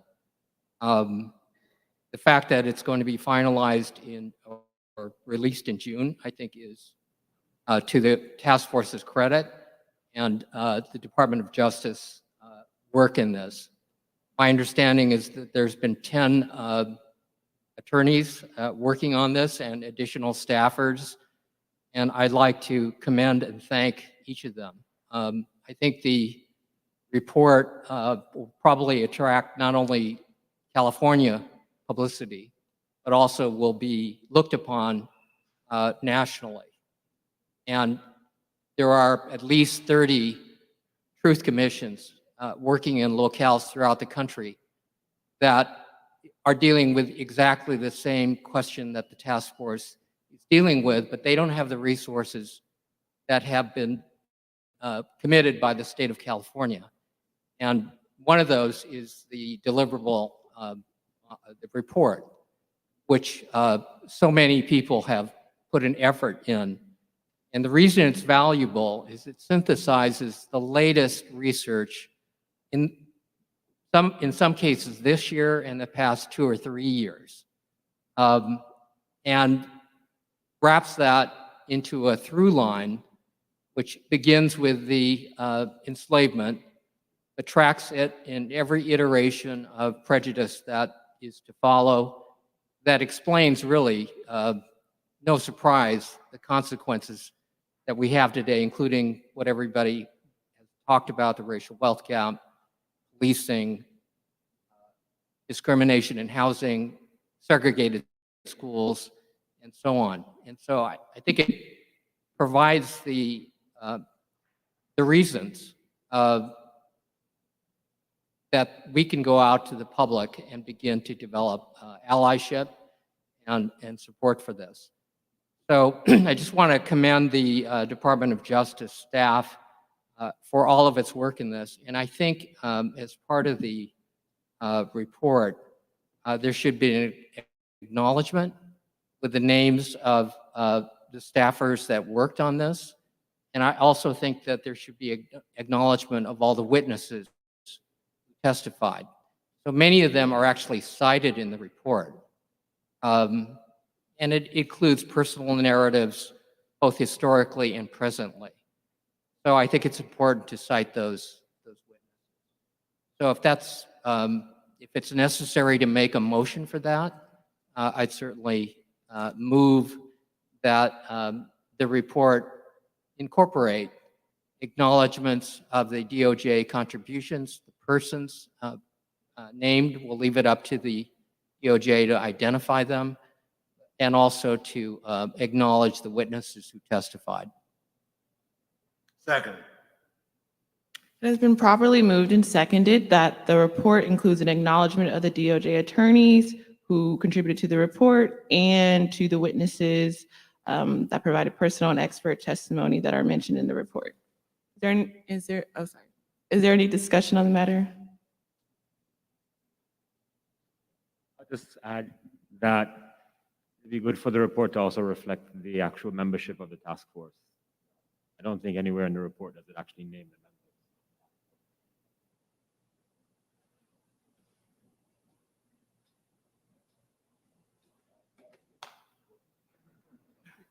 Any other discussion?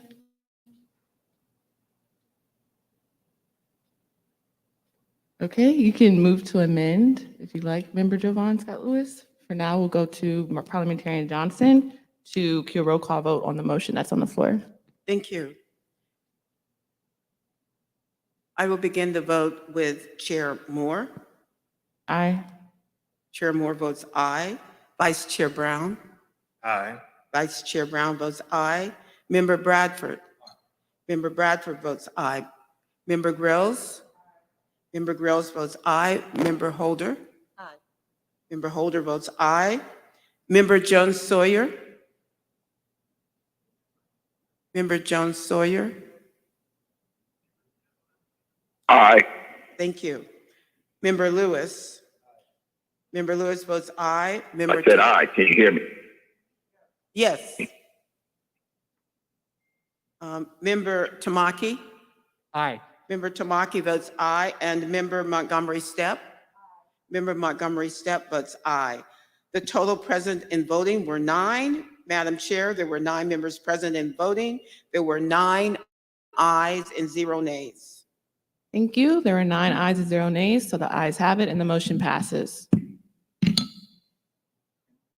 I would just like to say thank you all very much on behalf of the Department of Justice staff. I know it was a labor of love for everybody who worked on it. And I also appreciate all of the incredible work done by all of you, to Member Lewis's point, the work that all of you have done, the work that the community's done in giving input and producing really incredible report, incredible record. So thank you all very much for your appreciation.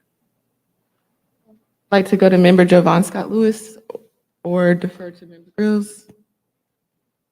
Is it necessary to just add our names to the report that we're obviously a part of? Is that what you're trying to suggest? Yeah, I mean, unless we can do by I mean- consensus. No, we've got your direction and we'll go ahead and Just add our include names. it. Okay, Member Grills, you recognize. I would like to make a recommendation to the task force that we apply a particular label to this report. Rather than calling it a report, instead we call it an interim report. And I say that for several reasons, starting with the fact that we still have information coming in. For example, yesterday we just entertained expert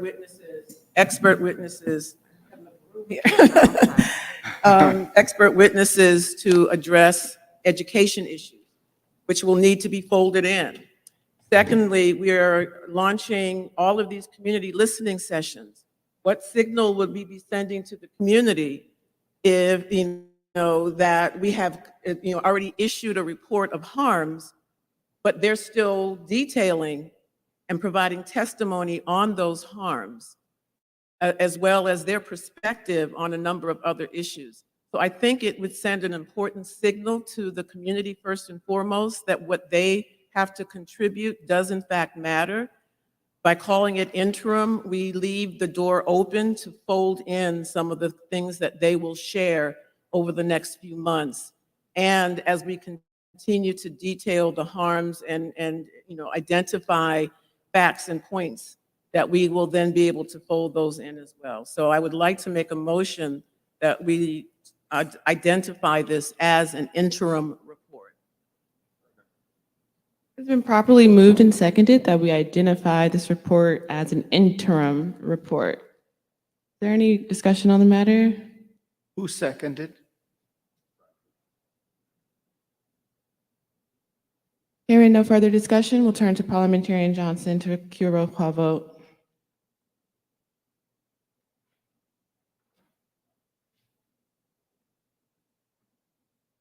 We also have space limitations down here. It's not just up there.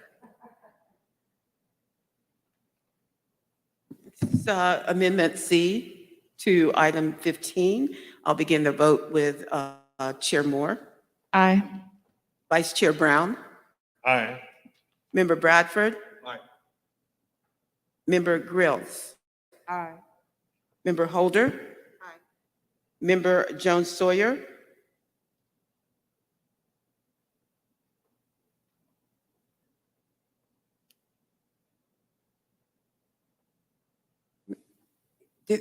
Member Jones Sawyer. I'll go back to him. Member Tamaki, Aye. Member Lewis, and Member Montgomery Stepp. Member Jones Sawyer, Member Jones Sawyer.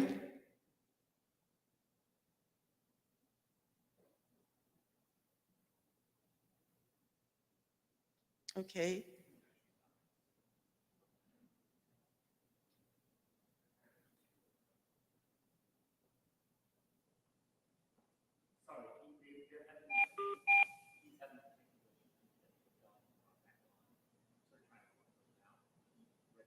Okay. We'll count that. If anyone objects to that. Okay. Madam Chair, there were 9 members voting, and there were 9 ayes, 0 nays. Thank you. There were 9 ayes and 0 nays. The ayes have it and the motion passes.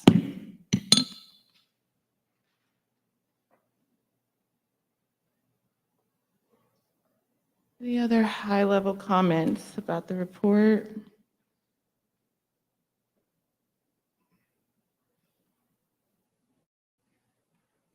Okay, Attorney General. Thank you very much, Chair Moore. If there are no other general comments, I think the next, or edits, of course, please let us know. I think the next question is the list of recommendations. As you all know, under AB 3121, the report is to include not just this list of harms that have been done, but also recommendations for how to address those harms. And these are more high-level policy recommendations for consideration for the legislature to rectify the harms that have been delineated. The last draft of the report that we provided included harms at the end of each chapter. Preliminary recommendations at the end of each chapter. We have worked to both incorporate the recommendations that you all provided us, as well as to sort of pull out recommendations that are included in the research and incorporate the recommendations that were made by various experts that testified along the way. So in each meeting, we were pulling out those recommendations and including them. So this is a comprehensive list of the report is now comprehensive of all of those recommendations, which have been sort of framed in a way that it advances the rectification of these harms that happened. You all have them. I wanted to create this space for us to, if anybody has additional recommendations or items that they want to make sure are included as a recommendation, again, keyed to the harms that were done, we'd like to hear those. If there are additional recommendations or high-level recommendations, those would also need to be voted on for inclusion in the report, because you're voting to, eventually you'll vote on whether to approve the report in the form that it's in that you've looked at. So if we're adding to that, we'll need to have motions on those specific recommendations. Member Tamaki, you're recognized. Thank you, Mr. Newman. So my understanding is the legislature or the bill, AB 3121, requires recommendations in part 1 of the report. And secondly, my understanding is that the recommendations are preliminary in that they could be augmented, modified, added to part 2 of the final report. We're calling this one the interim report. So is that correct? That is correct. And the other way in which these recommendations can be utilized is assisting in creating the scope of work that the experts would then be looking at. If you wanted to add costs or fiscal impact or anything like that, or have the experts for the second report, or part 2 of the report, to incorporate that into their assessment as to the methodology of reparations, the costs and things like that. So they all fit together. But if there was anything that anybody wanted included now as part of that, we can include that now. But of course, based on the earlier vote, as a preliminary report, you'll have the opportunity in phase 2 to augment, modify, et cetera. You're exactly right. So the task force has the ability to modify, augment, enhance.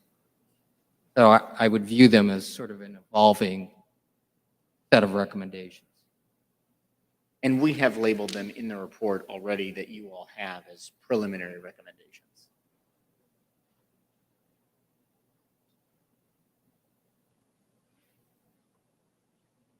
Any other comments or questions about the preliminary recommendations listed in the report?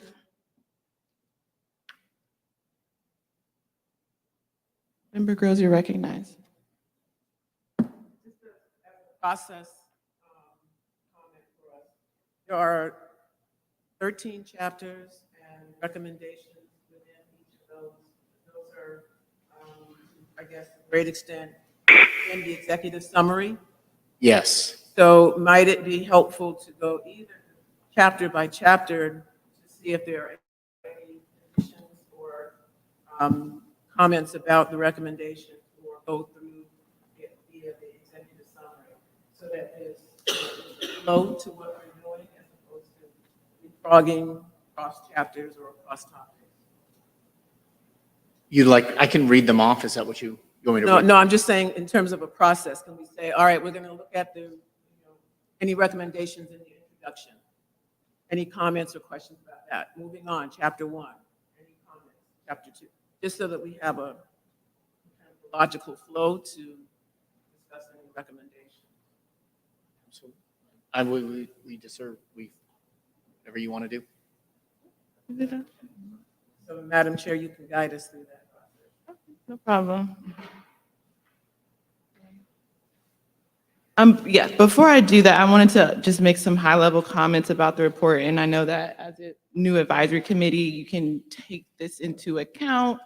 In the report, for instance, there's many references to racial terror. And I think we had a conversation about this, Attorney Newman, if you want to talk about the process in which edits were accepted and rejected or incorporated. But in numerous iterations of the report, I brought issue with the idea or term of racial terror, because I think it's a euphemism. It's similar to race riots, right? For instance, in Tulsa, in the past, people have called it a race riot, but now colloquially, it's now considered a massacre. What happened in Tulsa was not a riot. It was not something mutual. It was a massacre where white people massacred Black people. And so similarly there's racial terror listed all throughout the report, and I think that is a euphemism. I think we should use white supremacist terror instead of racial terror, because again, racial terror to me implies that there was this mutual exchange of terrorism or violence, and it discounts the historical truth that for 400 years, African Americans who descend from chattel slavery in this country have been terrorized by white supremacists. Okay, but could you please point to the process in which edits were incorporated or rejected? Sure.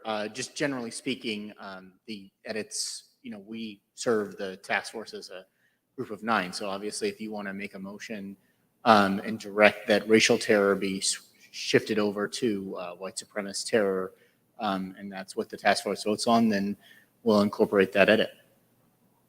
I think by and large, in our evaluation of all of your edits, 9 people, 9 different perspectives and sets of edits, what we attempted to do, and in consultation with the experts that you all have retained for the purposes of generating this report, we attempted to utilize the language, more common language and language that is predominant in a lot of the texts and literature and research on these issues, and also taking into account sometimes conflicting suggestions from the different members. So in all things, basically my answer to every one of the suggestions today is going to be make a motion, and if there are a majority of votes, we will implement that edit throughout the entire report. Okay, great. Thank you. Madam Chair. You're recognized, Vice Chair Brown. Madam Chair, members of the task force, I hope the staff will keep in mind that if this document is to have structure and a solid frame, reparations ought to be built around 3 words: land, learning, and love. Land, learning, and love. Land. Originally, we were supposed to have gotten our 40 acres. It was snatched away from us. Field order number 15 was not carried out. Fast forward, in the state of California specifically, gentrification, so-called urban renewal, was the destruction of that land factor. Look here in the Fillmore, South Central Los Angeles, 14th Street in Washington, D.C., Sweet Auburn Avenue in Atlanta, Georgia. This evil system has prevented us from having our just right to land. In 1900, we owned about 19 million acres of land. But today, it's less than 3 million. Black farmers have been crying about land. In San Francisco, we own much. Vernon Johns, who preceded Dr. Martin Luther King at Dexter Church, once said, if you want to see an example of perpetual motion, sell a Cadillac car to a Negro and tell him where to park it, because there's no land, no driveway to park it in. Let's go on to learning. Oh, enslavement forbade us to even learn how to read and write. Higher education was not even available for us. But through all of that mess, there was a black preacher named John Barry Meacham, born into enslavement in Virginia, sold up to Kentucky. Family was torn asunder. But this man, John Barry Meacham, was a master carpenter. And when his enslavers finally took him up to St. Louis, Missouri, a state where it was against the law for a black person to even read or write. If they were caught reading or writing, they would be whipped many lashes. 1847, John Barry Meacham, this master carpenter, built on a steamboat on the Mississippi River a school. What did he do? He told the pilot, it's against the law for us to learn in St. Louis and Missouri. Pedal over to Illinois, where there's a free state. When they got over to Illinois, the first students in their class, the person who founded Lincoln University, the first institution for higher education of blacks. Finally, the other L is love. Love. What is love? Wanting the best for the beloved.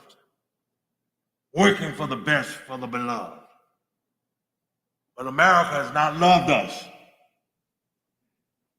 Reason why they treat us as if we were tools, inanimate objects. To build the economy, to build the White House, to build Congress. They love us, but we've been faithful to America. We need love. When you love people, you respect their presence with personal touch. Our culture needs to be respected. We need to have our cultural enclaves where we can celebrate love for each other. Same as other people celebrate love for their history, their culture, their music, their art. Those 3 L's, if you stay true to them, you will make sure that this document takes on real meaning, and people of fair minds and with a sense of justice, even in the state assembly, will find it difficult to vote against it. Thank you, Madam Chair, for letting the old preacher expound. But we keep those 3 L's in mind, we'll do all right. Land, learning, and love. Thank you. Thank you so much. So I'll start by beginning at the executive summary and listing the preliminary recommendations in the executive summary, which is on page 0140. The task force recommends that the legislature consider legislation 2.1, implement a comprehensive reparation scheme as will be detailed in the task force report 2, establish an Office of African American Freedmen Affairs to address past harms and potential future harms and include an administrative arm to assist claimants in filing for eligibility. Establish an Office of Freedmen Genealogy in order to support potential claimants with genealogical research and to confirm eligibility. Establish a reparations tribunal redress administration in order to adjudicate substantive claims for past harms. Establish an office of immediate relief to expedite claims on a case-by-case basis. Transmit the task force report and findings to the United States Congress and President with the recommendation that the federal government create a reparations commission for American freedmen through statute or executive action. Requests that the federal government, potentially through the United States Office of Management and Budget, facilitate data disaggregation for Black African racial groups on the federal level. And then lastly, enact legislation such as AC 3 and AB 1604 that would advance the recommendations and findings of the task force. Are there any comments about the preliminary recommendations in the executive summary? Page 0140 and page 0141.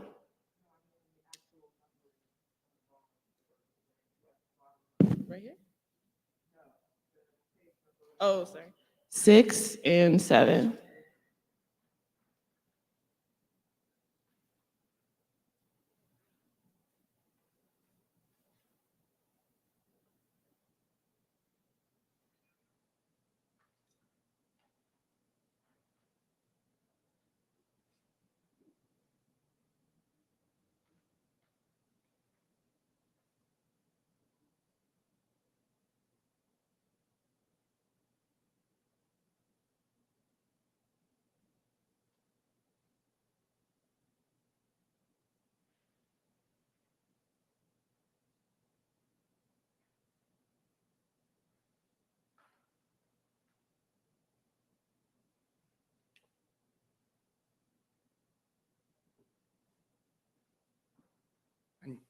Just to be clear, Chairman Moore, Chairman Moore, you're talking about the page numbering in the executive summary, not in the individual chapters, right? It's the same information in the executive summary as in each of the individual chapters.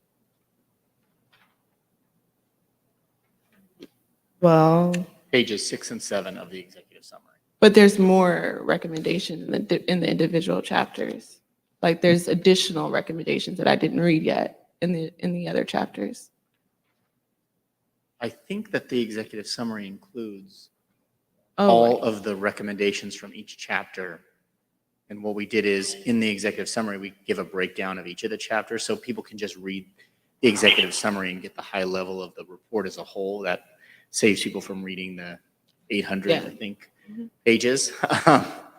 So you could just read off of page like 6 and 7 are the executive summary pages where that you've just read those preliminary recommendations go to chapter 1. Okay, so so should I just read the rest? Just keep going, even though there's many to discuss.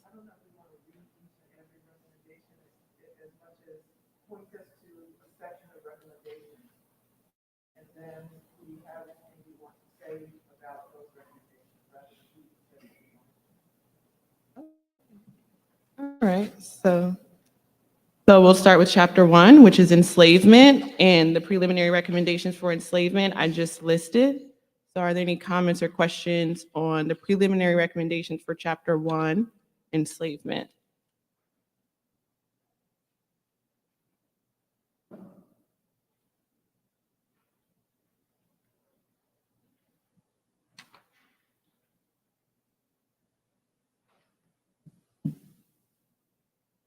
Okay, so we can move forward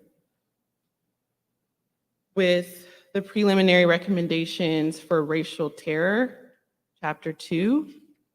And I was reading it for the audience who may not have the papers in front of them. So that's really why I was reading them. But does anyone have any questions or comments on the preliminary recommendations for chapter 2, titled Racial Terror?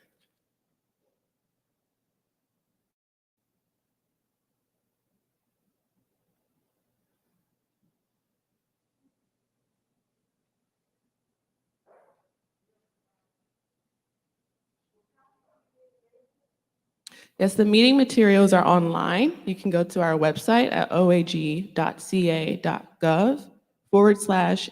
3121. And the meeting materials are under, meeting materials part 1. And the entire report is in those meeting materials. I'll also add for those in the room, there is a QR code at the front of at the entrance. And if you just use your camera, click on the QR code or bring it up, that'll take you directly there.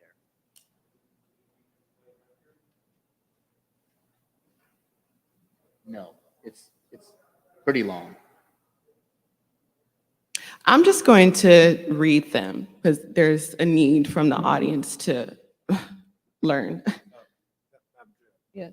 I would like to suggest, that would be laborious and very much time consuming. I think that we have this document. Persons who want to consult it can do so. Let's deal with the basics and the substance, not the minutia. Plan that I gave, those 3 L's. If we edit this, that would be the guidepost. That would be the structure. And they would be sensitive of staying on course. So I don't think that we should give that the time to go through all this reading. Okay. So are there any comments or questions for the preliminary recommendations listed in Chapter 2, titled Racial Terror? Okay, hearing no comments or questions, we'll move on to Chapter 3, Political Disenfranchisement. Are there any comments or questions for the preliminary recommendations listed in Chapter 3, Political Disenfranchisement? Yes, Member Montgomery Stepp, you're recognized. Thank you. So I have a general comment about this chapter, and as the legislators picked it up, I really would like to incorporate additional California-specific disenfranchisement, specifically of the African American community, with regard to formative progressivism in California specifically, where yes, we have passed laws that move us forward as a state, but when we look at the results of some of what we have done, it's very similar to the rest of the nation as far as the racial wealth gap and the like. So just kind of acknowledging the California, although we are moving a little bit ahead of the nation, one with this task force and in other ways, making sure that we are acknowledging that the results are similar because our systems are not changing in the way that they should. Just with regard to the recommendation, Vice Chair Brown mentioned redistricting and diluting the Black vote. That's happening up and down California. And I do think we should have a recommendation that addresses that, because it's another covert way that California, our votes are diluted. And also the view of Black representation as not a type of representation that can thrive in California. A lot of Black representatives are being attacked in that way as well. So elected representatives. So I just wanted to add that to the conversation. So just so we understand, you are suggesting that we add in a recommendation that addresses, recommends that the legislature consider legislation to, sort of further prevent the dilution of the Black vote through redistricting, something along those lines. Something along those lines. I know we're being careful, but Black participation in that process would be my preference. Of course, the lawyers are probably going to say, can't include that. That would be my preference. Madam Chair. Yes. Essentially what our member, Mrs. Stepp, is saying, we have been disenfranchised in this state through political schemes through public policy.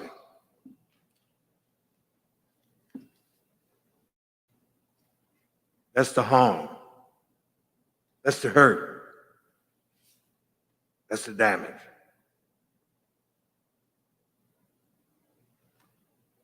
Other communities have stayed intact. They vote. They turn out. But these African-American communities have been broken up. People have been pushed out by public policy. And yet others have been permitted to exist. That is discriminatory. That's blatant abuse of a people. And even psychologists say, when an individual is isolated, there's injury done. Again, there's damage. They may think, oh, you want too much. No, it's not what we want. It's what we deserve and what we need. If it's good for other folks, it's good for us. To have that sense of presence and that political engagement. Right now, here in San Francisco, gerrymandering is alive, kicking, and doing well.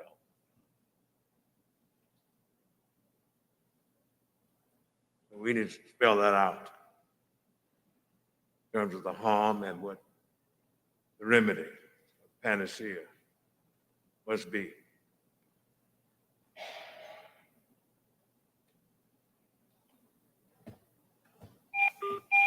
So I think what we need here then is a motion. It seems like you have a motion and a second already, but Member Montgomery Stepp, it sounds like Dr. Brown's ready to second that, but could you make a motion to add in that recommendation?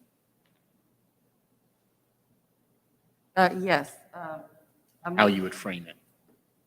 I move that we add to section chapter 4 political disenfranchisement that the legislature should consider legislation to prevent the dilution of the Black vote by the redistricting process in the state. I second it. Thank you. It has been properly moved and seconded that Chapter 3, political disenfranchisement, it's added another recommendation that the legislature consider legislation to prevent the dilution of the Black vote through the redistricting process. Is there any discussion on the matter?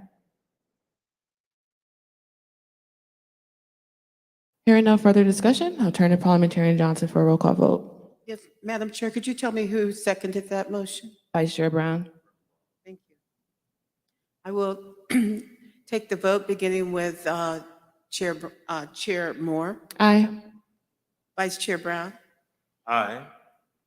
Member Bradford, Member Grills, Member Holder.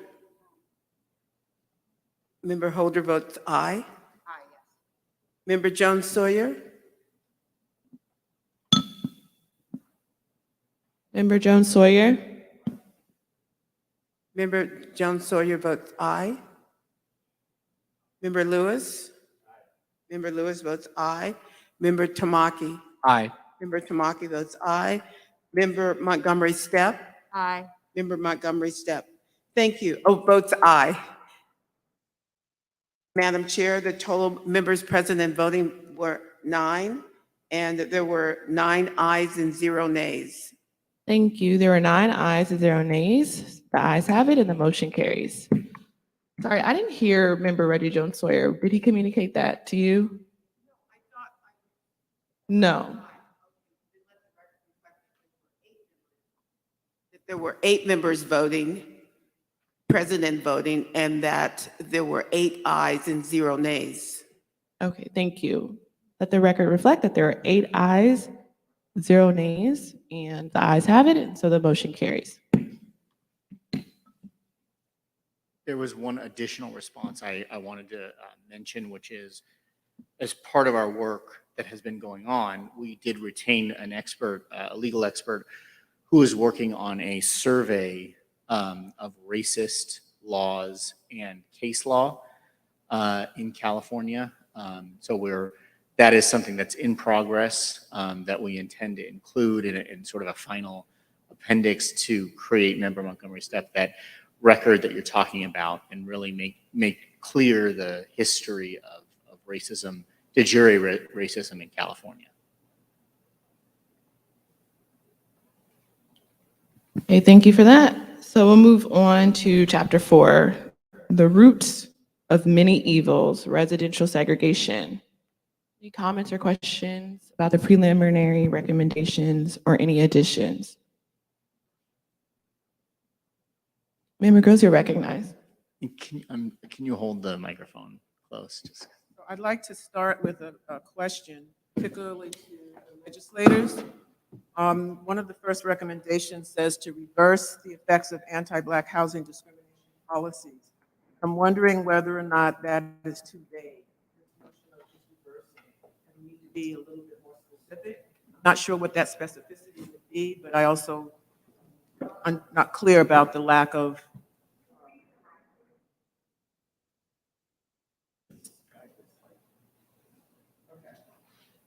do we need more specificity instead of of using the term reverse the effects? Should there be something a little bit more specific?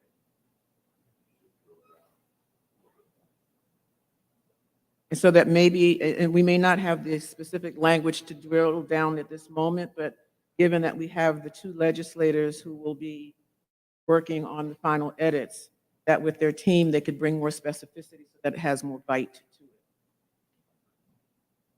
And similarly with recommendation number, or bullet 3, it says prevent current banking and mortgage-related discrimination. And so could we provide more specificity rather than prevent? Like what specifically would we be trying to recommend? And then there's a third thing that, and this is a question, I'm not making it as a recommendation because I don't understand this particular area enough, but would it make sense to include a recommendation related to repealing Article 34, which requires a public vote to develop low-income rental housing, and also repealing the crime-free housing laws that disproportionately limit Black residents' ability to access housing?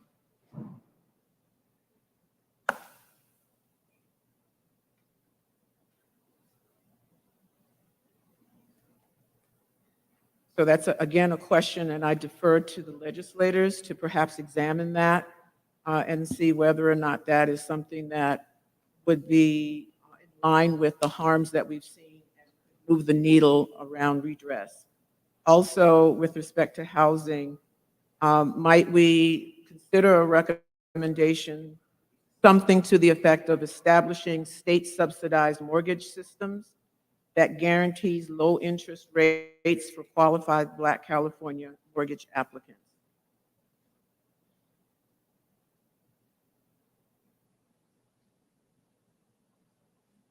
Any other comments or questions? Or anyone would like to entertain a motion can do that as well. Okay, so can you restate your motion, please? I move that we allow our advisory committee of legislators to revisit some of the vague language, such as reverse, and replace it with more specificity, and then also to look at the recommendations related to repealing Article 34, repealing the crime-free housing laws, and establishing state-subsidized mortgage.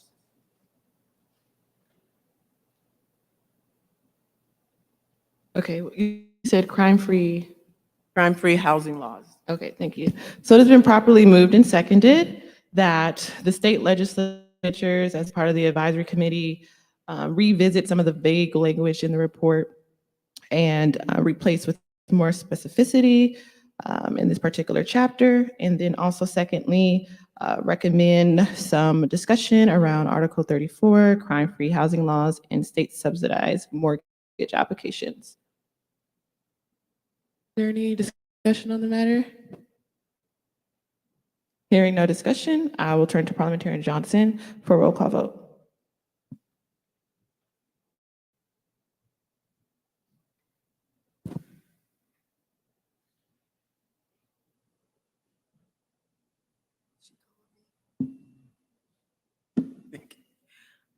Before I take the vote, I just wanted to clarify.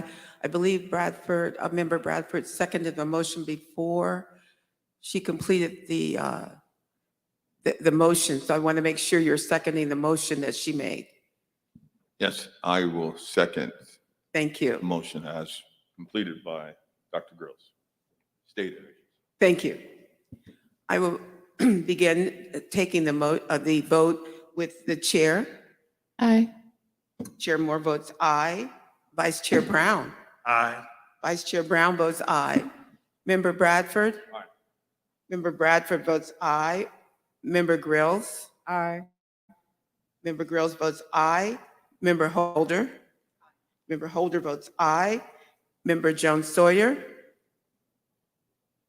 Member Jones Sawyer is not voting. Member Lewis. Member Lewis votes aye. Member Tamaki.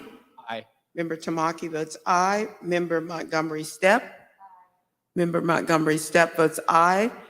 I call again. Member Jones Sawyer. Member Jones Sawyer.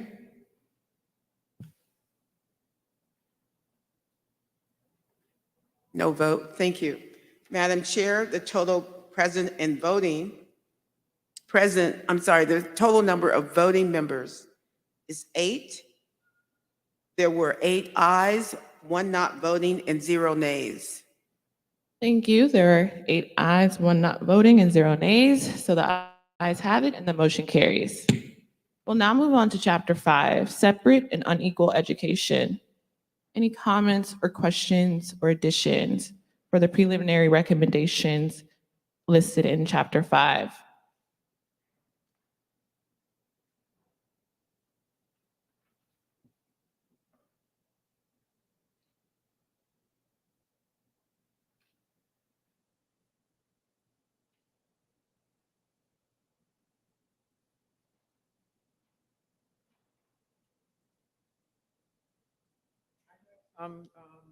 This one, starting with, sorry,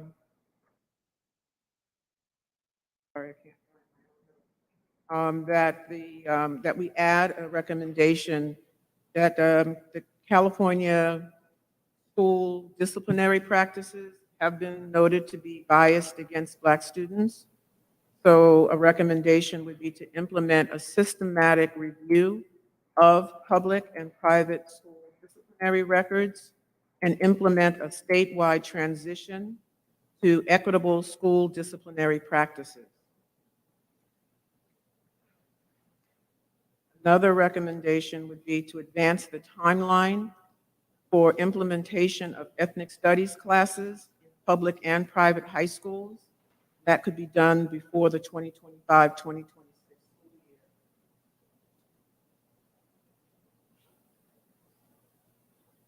Another recommendation is related to pedagogy, so integrate culturally aligned approaches in public and private school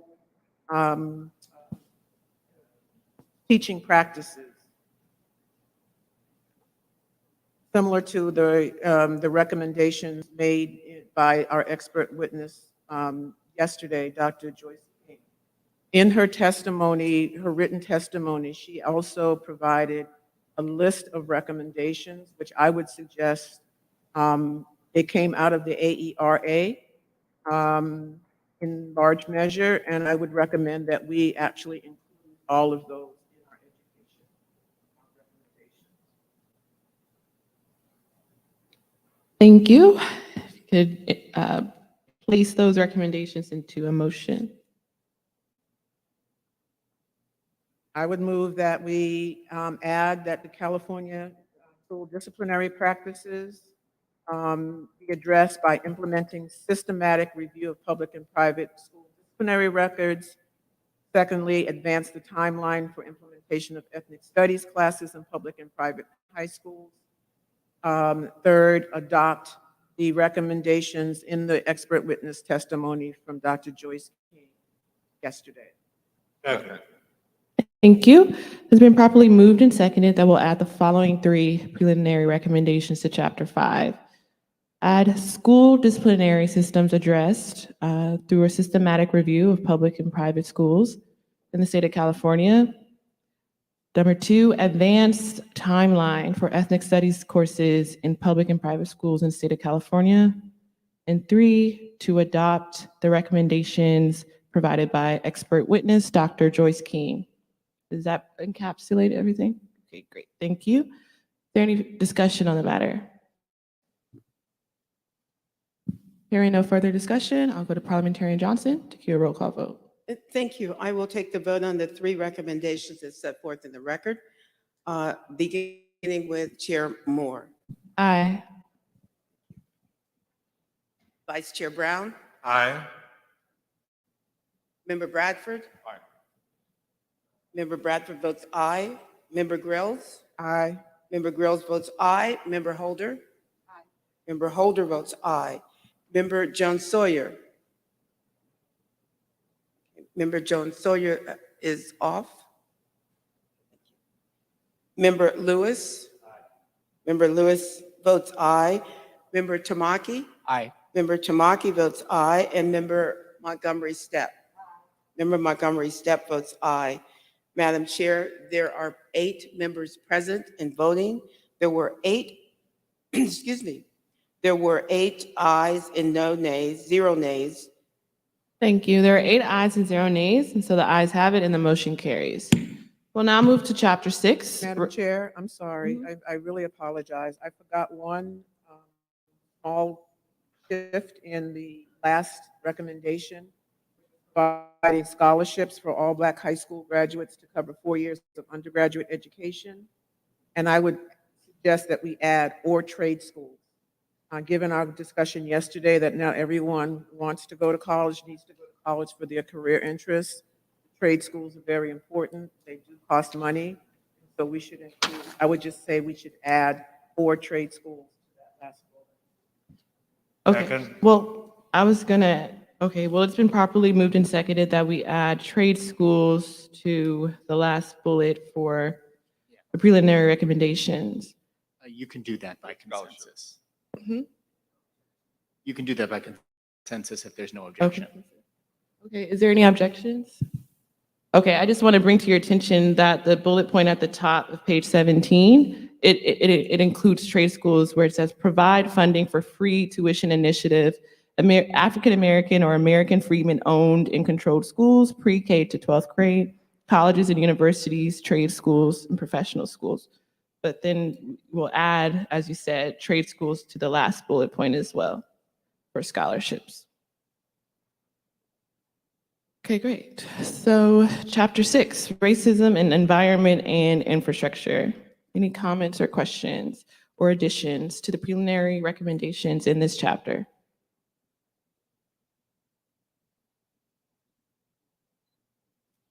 Oh, sorry, Member Gross, you're recognized. Thank you. I would like to propose that we add the following recommendations in this area. First, develop state subsidies to support the work of community-based organizations in identifying Black resident interests and needs within neighborhoods. For example, farmers markets, public transportation, et cetera. Secondly, develop state subsidies to support the work of community-based organizations to ensure safe access to neighborhood-level physical activity spaces. There's mounting evidence that we may have a park, but it's not safe to use the park. And so we need to address that. Third, reduce the density of food swamps. For example, at high densities of fast food restaurants in Black neighborhoods that has health implications. Fourth, introduce climate change mitigation and adaptive capacity strategies and measures.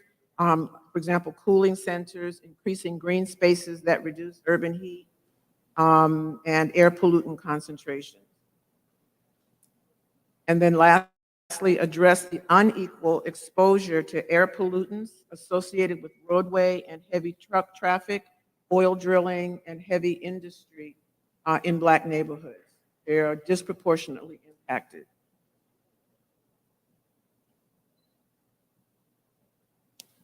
If you could formulate that into a motion, thank you.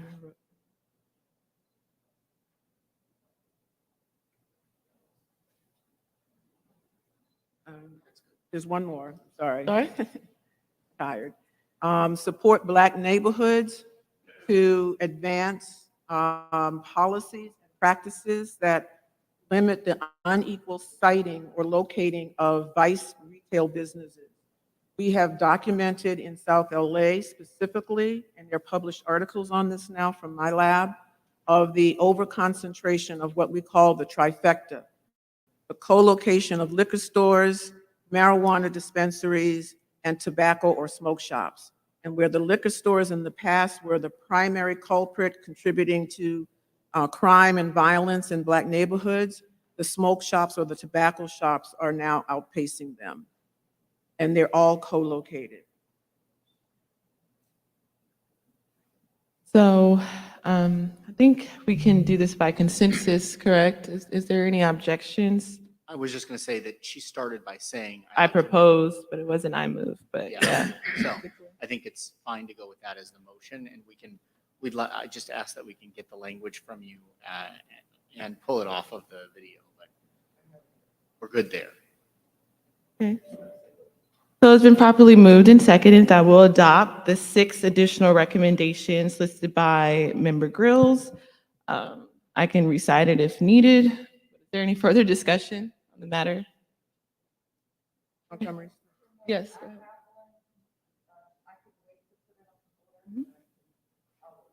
Thank you. Is there any further discussion on the matter, on this motion? Hearing no further discussion, I'll turn to Parliamentarian Johnson for a roll call vote. Yes, again, could you repeat for the record who seconded the motion? Jovan Scott Lewis. Madam Chair, we'll begin the vote with you. Aye. Madam Chair votes aye. Vice Chair Brown. Aye. Vice Chair Brown votes aye. Member Bradford? Member Bradford votes aye. Member Grills? Aye. Member Grills votes aye. Member Holder? Member Holder votes aye. Member Lewis? Aye. Member Lewis votes aye. Member Tamaki? Member Tamaki votes aye. Member Montgomery Steppe? Member Montgomery Steppe votes aye. Madam Chair, there were 8 members present and voting. There were 8 ayes and 0 nays. Thank you. There are 8 ayes and 0 nays, and so the ayes have it and the motion carries. Member Montgomery Steppe, you're recognized.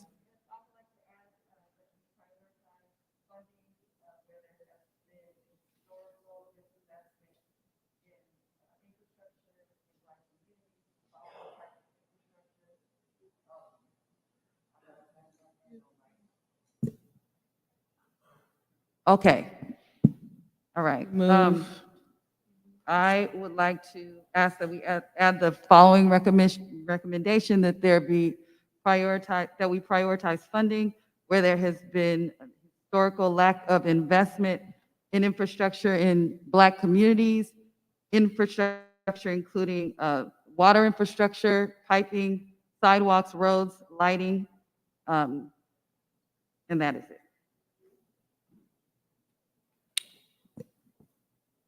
That qualifies for a motion. Is there a second? So it's been properly moved by Member Montgomery Steppe and properly seconded by Member Jovan Scott Lewis to add to the chapter on environmental racism and infrastructure, the recommendation to prioritize funding for the historical disinvestment in infrastructure in Black communities. Is there any further discussion on the matter? Hearing no further discussion, I'll turn to Parliamentarian Johnson to cue a roll call vote. Thank you. I'll begin with Madam Chair. Aye. Madam Chair votes aye. Vice Chair Brown? Aye. Vice Chair Brown votes aye. Member Bradford? Aye. Member Bradford votes aye. Member Grills? Member Grills votes aye. Member Holder? Member Holder votes aye. Member Lewis? Aye. Member Lewis votes aye. Member Tamaki? Member Tamaki votes aye. And Member Montgomery Steppe? Aye. Member Montgomery Steppe votes aye. Madam Chair, there were 8 members present and voting. There were 8 ayes and 0 nays. Thank you. There were 8 ayes and 0 nays. The ayes have it and the motion carries.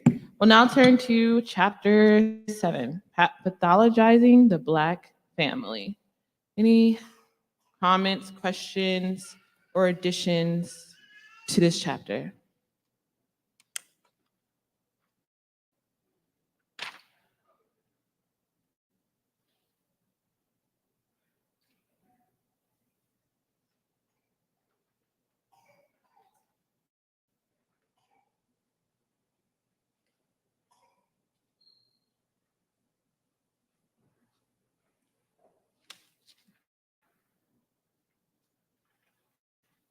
If there aren't any, oh, sorry, Member Girls, you're recognized.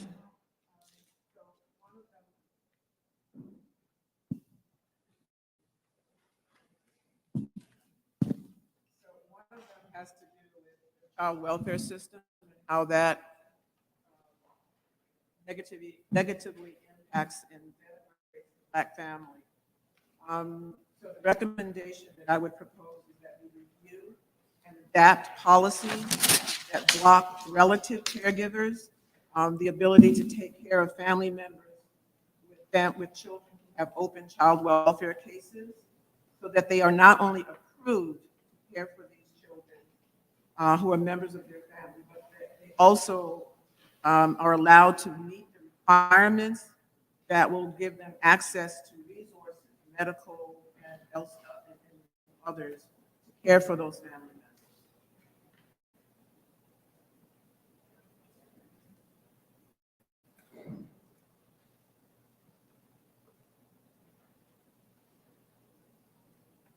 All right. So is that your motion? Is there a second? Okay. It has been properly moved by Member Grills and properly seconded by Member Montgomery Steppe to add an additional recommendation to Chapter 7, Pathologizing the Black Family. Is there any discussion on the matter?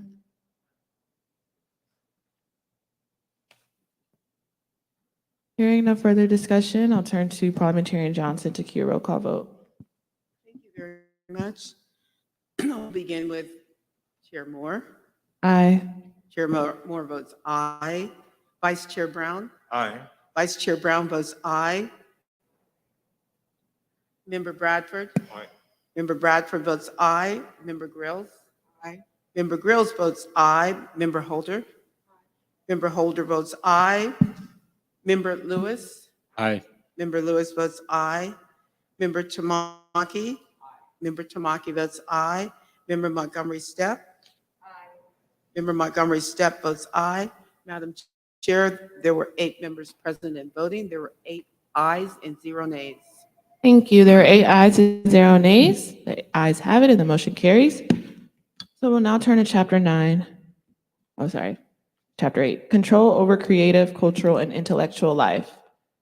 Any additions, comments, or questions related to the preliminary recommendations in Chapter 8?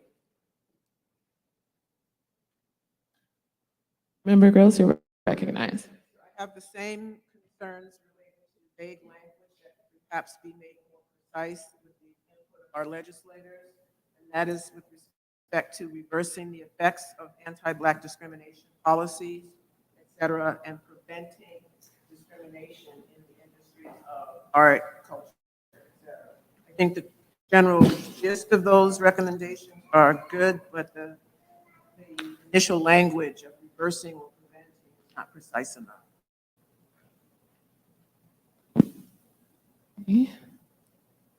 I agree. And then there's also this added issue that some of that discrimination doesn't come out of policies per se. There's just ongoing, say, corporate practice that allows discrimination.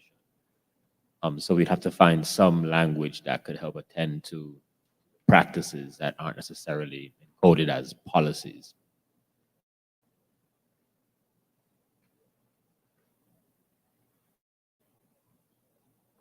Formulate that into a motion that incorporates both comments. I mean, I think my comment falls under Dr. Grill's comment, just about the issue of greater specificity. Okay, great. So is there a second? If that counts as a motion. Yeah, and I second it. It has been properly moved by Member Grills and properly seconded by Jovan Scott Lewis for the advisory board committee to revisit the language on reversing the effects of anti-Black discrimination policies in the areas of artistic, cultural, creative, athletic, and intellectual life to contain more specificity. Is there any discussion on the matter? Hearing no further discussion, I'll turn to Parliamentarian Johnson for a roll call vote. Thank you. I will begin the call of the vote with Chair Moore. Aye. Chair Moore votes aye. Vice Chair Brown? Aye.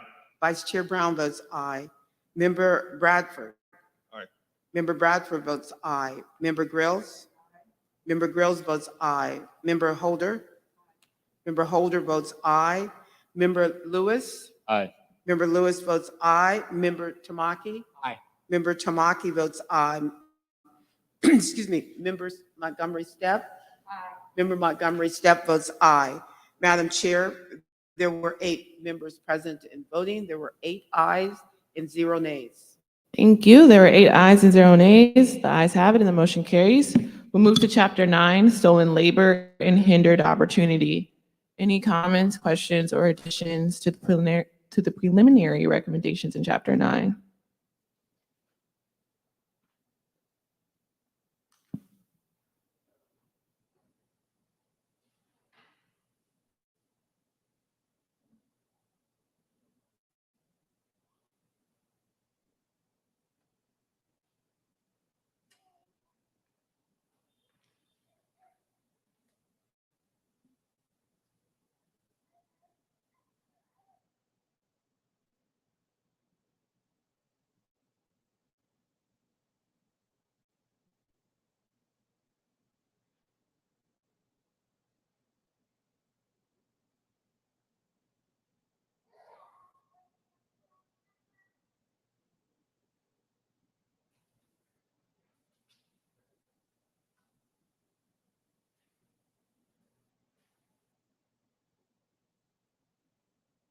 If it's okay to move on, let me know.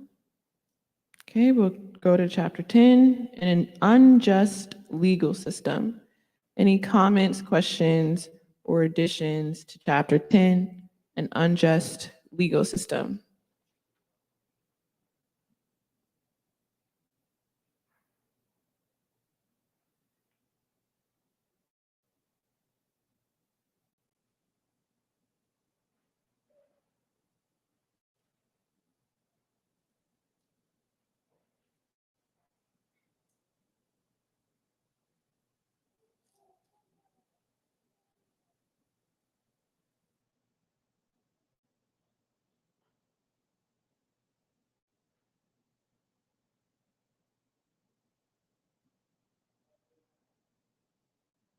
If there aren't any other member grills, you're recognized. I would propose that we add to those recommendations some language to reduce disparities in stops and use of force.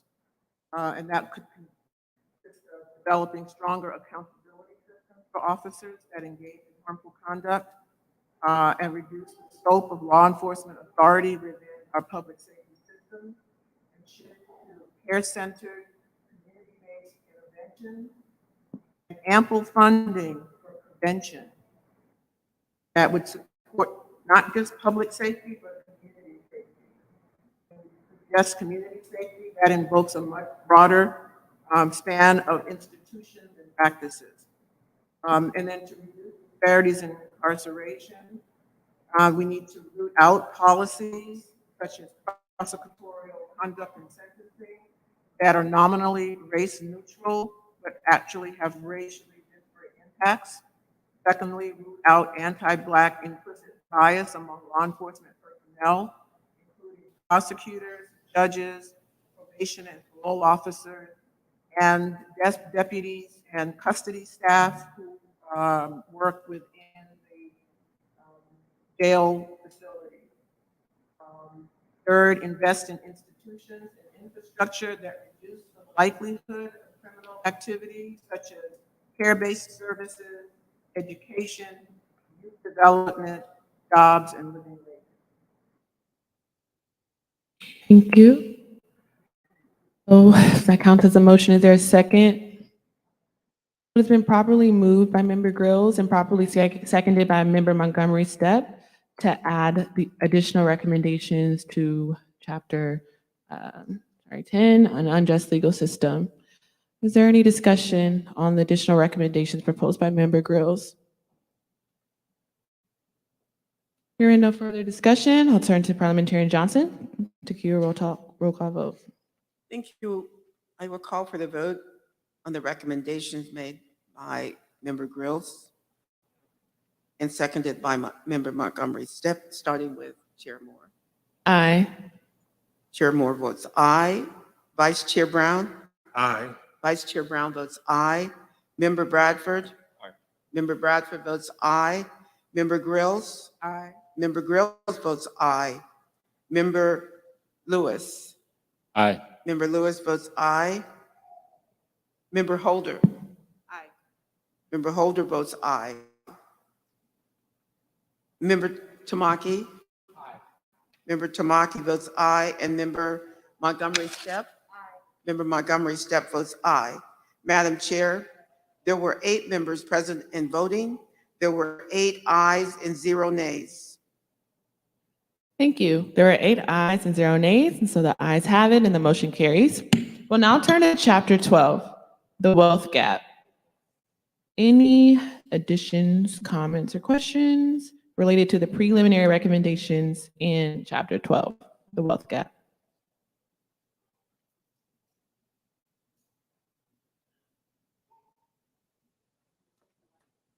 Chair. Sorry, we'll go to chapter 11, harm and neglect, mental, physical, and public health.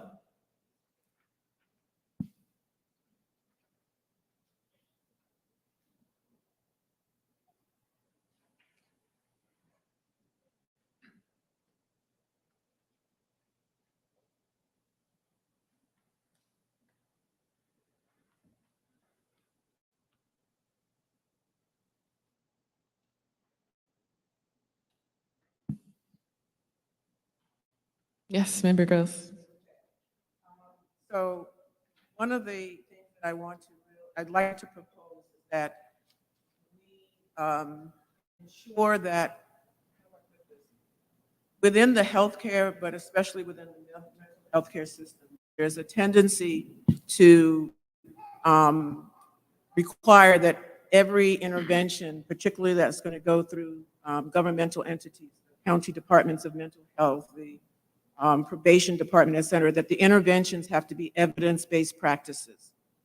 I suggest that we have a moratorium on requiring evidence-based practices required for interventions for the African American community, because those evidence-based practices in many cases are culturally bankrupt. They were not researched, designed, or field tested with our community to a degree that it would be consistent with best practice in research methods. They are also not methods and intervention strategies that our community resonates with. And so then when we drop out immediately after 1 or 2 sessions, or we don't go in the first place, we then have that turned back against us as saying things like we are not psychologically minded and ready for intervention or treatment. And that's far from the case. Secondly, we do have precedent in the state of California and within the county of Los Angeles to do culturally defined evidence practices. So I would suggest that we consider in particular the policy options for community-defined evidence practices. There's a concept paper that can be found in the Office of Health Equity in the California Department of Public Health that lays that out. In particular, I think we should have a recommendation surrounding also making Medi-Cal reforms, including advancing and innovating Medi-Cal framework, the Cal AIM, making it more flexible to allow for the addition of community-defined evidence practices to the suite of billable outpatient services available to Black consumers. And that could be a powerful lift that we could be shepherding as a task force. There are additional resources that the legislators could refer to in that regard. And we do have data coming out now showing the benefits of community-defined evidence practices, which are prevention and early intervention strategies designed by the Black community, implemented by the Black community, and determined as effective by the Black community. Okay, thank you, Member Grills. So that's your motion. That's the motion. Is there a second? Second. So it's been properly moved by Member Grills and properly seconded by Member Bradford to add additional recommendations to this particular chapter. Any discussion on the matter? Hearing no further discussion, I'll turn to Parliamentarian Johnson for a roll call vote. Just going to say, just one point of order, I guess. Implicit in the motion is then that we would work with the advisory committee to finalize and formulate that recommendation. Right. Important distinction. No problem. No problem. It's argument and justification at the same time. So. I will begin the vote with the call of the vote from Chair Moore. Aye. Chair Moore votes aye. Vice Chair Brown? Aye. Vice Chair Brown votes aye. Member Bradford? Aye. Member Bradford votes aye. Member Grill? Aye. Member Grill votes aye. Member Holder? Member Holder votes aye. Member Lewis? Aye. Member Lewis votes aye. Member Tamaki? Member Tamaki votes aye. Member Montgomery Steppe? Aye. Member Montgomery Steppe votes aye. Madam Chair, there were 8 members present and voting. There were 8 ayes and 0 nays. Thank you. There were 8 ayes and 0 nays, and so the motion carries as the ayes have it. We'll now turn to Chapter 12, the wealth gap. Any comments, questions, or additions to the preliminary recommendations listed in Chapter 12 on the wealth gap?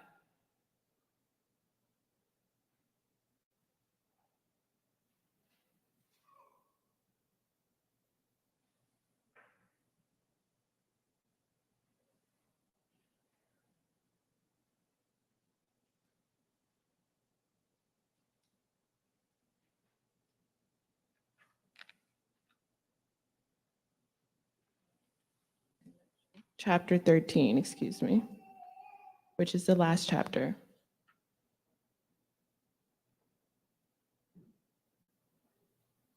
I just want to make a note that the Roman numerals are off in the executive summary. It's listed as Roman numeral 12 when it should say 13. Yeah, the formatting is the 12 chapters plus the introduction, and so that's what's throwing off the idea that it's 13. So the introduction is coming first, then the 12 chapters, and we also have the executive summary. So I'll clear that up when it comes time to vote on the whole report. Thank I'll you. lay it all out. Any comments, questions, or additional or adds? Go ahead, Member Girls. One short thing on this one, that I propose we consider providing funding and technical assistance for Black-led and Black-based community land trusts. The focus and emphasis would be to support wealth building and create permanent affordable housing. Thank you. Is there a second? Second. It's been properly moved and seconded, moved by Member Grills and seconded by Vice Chair Brown to add another preliminary recommendation to the last chapter of the report on the wealth gap. Any discussion on the matter? Hearing no further discussion, I'll turn to Parliamentarian Johnson for a roll call vote. Thank you, Madam Chair. I will begin the vote with a vote from Madam Chair. Aye. Madam Chair votes aye. Vice Chair Brown? Aye. Vice Chair Brown votes aye. Member Bradford? Aye.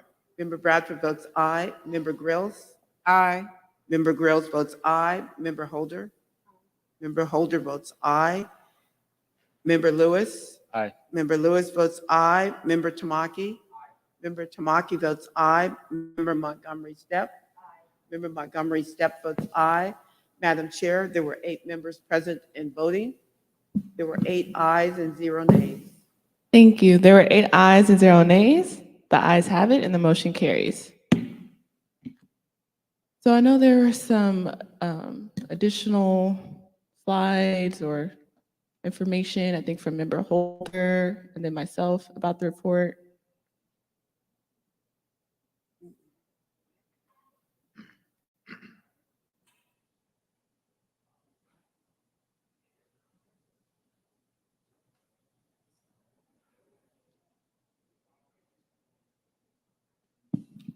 So we're waiting for the slides to be put up.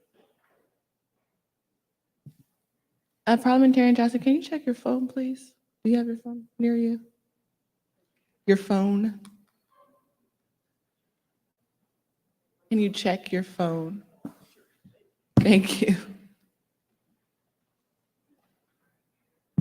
Okay, so this is just revisiting the suggestions that I offered for the report. The first suggestion that I offered was changing references to Black Americans to African Americans, particularly adding a discussion that African American isn't necessarily a race, it's a distinct group or historical signifier for a distinct lineage. And in my past report, I noted that African American has been used since the 1700s by African Americans to define themselves, and that they can also be interchangeably used with American freedmen. But I think the main point in terms of my suggestion to change from Black Americans to African Americans is that in AB 3121, Black Americans isn't noted or cited. African Americans is, and of course, African Americans who descend from chattel slavery is noted. So that's the suggestion that I'm offering. And then the second suggestion that I was offering, in light of the conversation that we had last time, not necessarily to plainly substitute race and racism and casteism, but to have a discussion about how African Americans who descend from chattel slavery not only suffer from racism, but also casteism. And then I know Member Holder had a potential Madam Chair, request. if I could offer a suggestion. If you're going to, you have report number 1, you have 2 recommendations. You want to ask for a motion and do them separately, bifurcate them so that they'll be acted on individually. So ask for a motion for the first, and then you'll also need a second for that, for each of them. Yes, thank you. Okay, so I'd like to entertain a motion on either of these 2 changes. I'll move that in the interim report, we change Black Americans to African Americans. Second. It has been properly moved by Jovan Scott Lewis, Member Jovan Scott Lewis, and properly seconded by Member Vice Chair Brown, that in the interim report, we change reference from Black American to African American. Is there any discussion on the matter?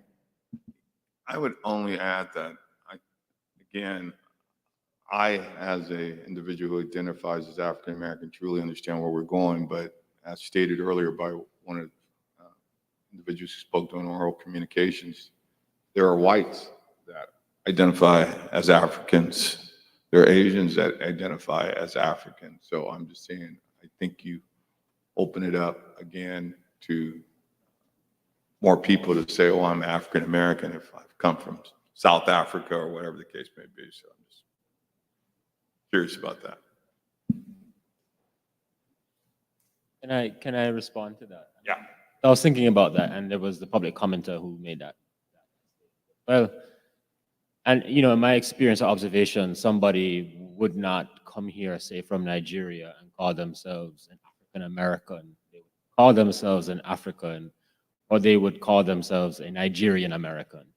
And so I think, you know, the way that the African in this African American operates is because of the vagueness, because of Africans who were brought here through slavery do not actually know where in Africa they come from, right? I mean, that's changing, I guess, through DNA, etc. But I don't think, you know, like myself, I'm a Jamaican American, right? You know, and I think there's an important nation to nation distinction that shows up if someone is actually coming here from continental Africa, where they identify with the actual country of origin and not the continent per se when they add the hyphen American. But I take your point. I mean, there's comments about Elon Musk considering himself an African American. But I don't know if that, I would, sounds more like conjecture to me. And I've never encountered that personally. So I would want some more evidence that there are Africans who come to America as immigrants and consider themselves African American as a way of designating their African heritage. I haven't encountered it, but if you have, then that's something else. I've encountered it, but yes, go ahead, member.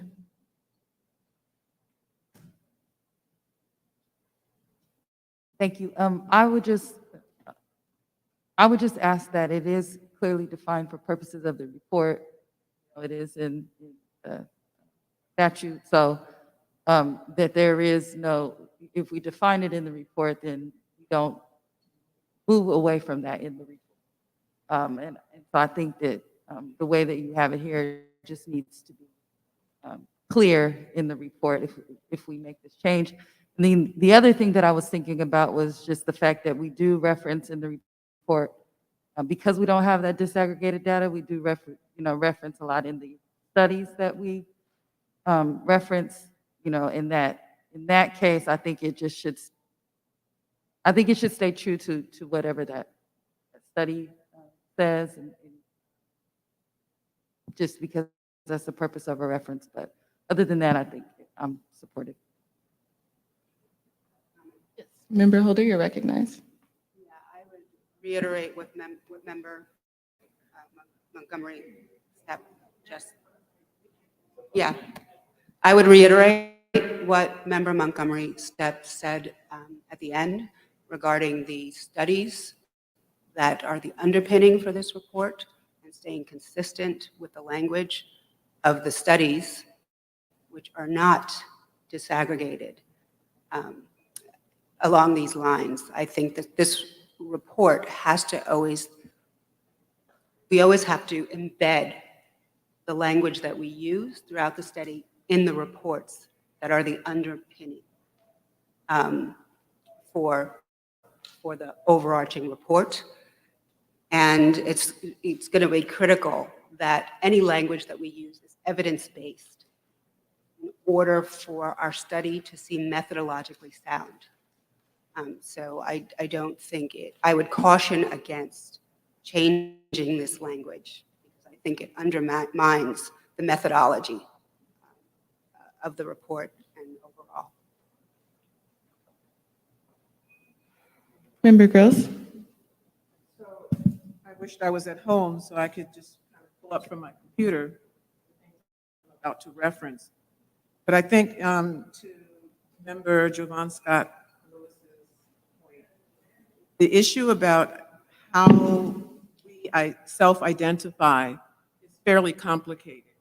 And there have been some studies that looked at how African descendant immigrants, whether they're coming from Caribbean countries or from parts of Europe or from the continent, how they self-identify. And sometimes the self-identification is more a political choice in the face of the harsh realities of racism in the United States. So what some of these studies have suggested is that people are self-identifying in ways to both practically and psychologically protect themselves from the anti-Black sentiments and stereotypes. And so because they see how Black Americans who are direct descendants of enslaved folks in this country are relegated to the bottom of the list of people who qualify as human beings, why would I then designate that for myself and potentially minimize my capacity to benefit from the resources in this country or to be able to access opportunities in this country. So it may not be how I truly see myself, but it may have a lot to do with how this country has structured how Black people are seen and therefore how Black people are treated. I'm not sure that this distinction is, particularly because the area to me is murky, adds clarity to our process. Any other questions, comments? Let's go ahead, Member Tamaki. So obviously, I'm the only non-Black member on the task force. So with respect to identity and how a group wants to be identified or self-identified, frankly speaking, I don't think that's my call. But I do want to make a comment about the report, which I've read thoroughly, and that is there's one area in connection with who the eligible class is. And the task force has spoken on that issue in the March meeting. And so that's one indicator or label or moniker or identifier is probably the best word. The other one is the report is replete with data. Everything is backed up. I mean, it's very heavily footnoted. And unfortunately, the data sets that a lot of this stuff comes from is not disaggregated. When we talk about housing discrimination and the number of healthcare in particular, or employment, it's not disaggregated. And it's described in the underlying studies and reports as Black. And so that part I'm sympathetic to. I think we really do have to stay faithful to the underlying data and not confuse with the names, which really refer to two different things. One is a self-identification of a people and a particular class, and the other one is the reports of the disparities that have happened because of the horror show of racism. So we can't introduce, I think, the same terminology for that issue. And I think we got to be consistent with how the report, treated that data. I hope that's Any other comments, questions, or discussion on the matter? From the code? I don't think you did. Well, I'll just say, I personally identify as a Black American. And I think Smokey Robinson was recently on The View, and he talked about how he himself, he's never been to Africa. He doesn't consider himself an African American, and he resents the term African American because, and he cited, for instance, Black Americans who served in war, they didn't go to Vietnam to fight, in his words, for Timbuktu. That's what he said. But he went to war, they went to war to fight for Mississippi and Texas and in the southern states. And so I just want to make that clear to the community because I want to recognize that there is a conversation in the Black community about how we identify. And many people in the Black community are you know, stating that they rather identify as Black or now American freedmen. As we know, American freedmen is a term that came in 1865 after emancipation with the establishment of the Freedmen's Bureau that changed the political status of an enslaved African to an American freedman. So there is a movement, grassroots, to self-identify Black people as American freedmen and not African American. I just want to put that on the table. But the only reason why I added this, and again, this is just a discussion. We don't have to approve it. We'll go to a vote shortly. But I just wanted to make sure there was some consistency with the language in the statute and the language of the report. That was really my main motivation. And then secondly, I brought this up at the last hearing about, there are conservative watch groups that are watching these types of reforms, and they are ready to attack in the event that anything looks racial. And so as a preemptive strike, it's kind of another reason why, or my motivation for the change. But I just want to state on the record that I'm perfectly fine with it stating as Black American, but I just wanted to offer a potential change because of those two points. Any comments, questions? I just want to reiterate what Member Tamaki said moments ago, which is that we have the community of eligibility. The bill says African American with special consideration, right? And we have effectively put forward the motion and voted for the community of eligibility, effectively comporting with that language. So your introduction, I'm a little confused by what you've just added, but I guess it's a clarification of your personal feelings versus what you're, okay.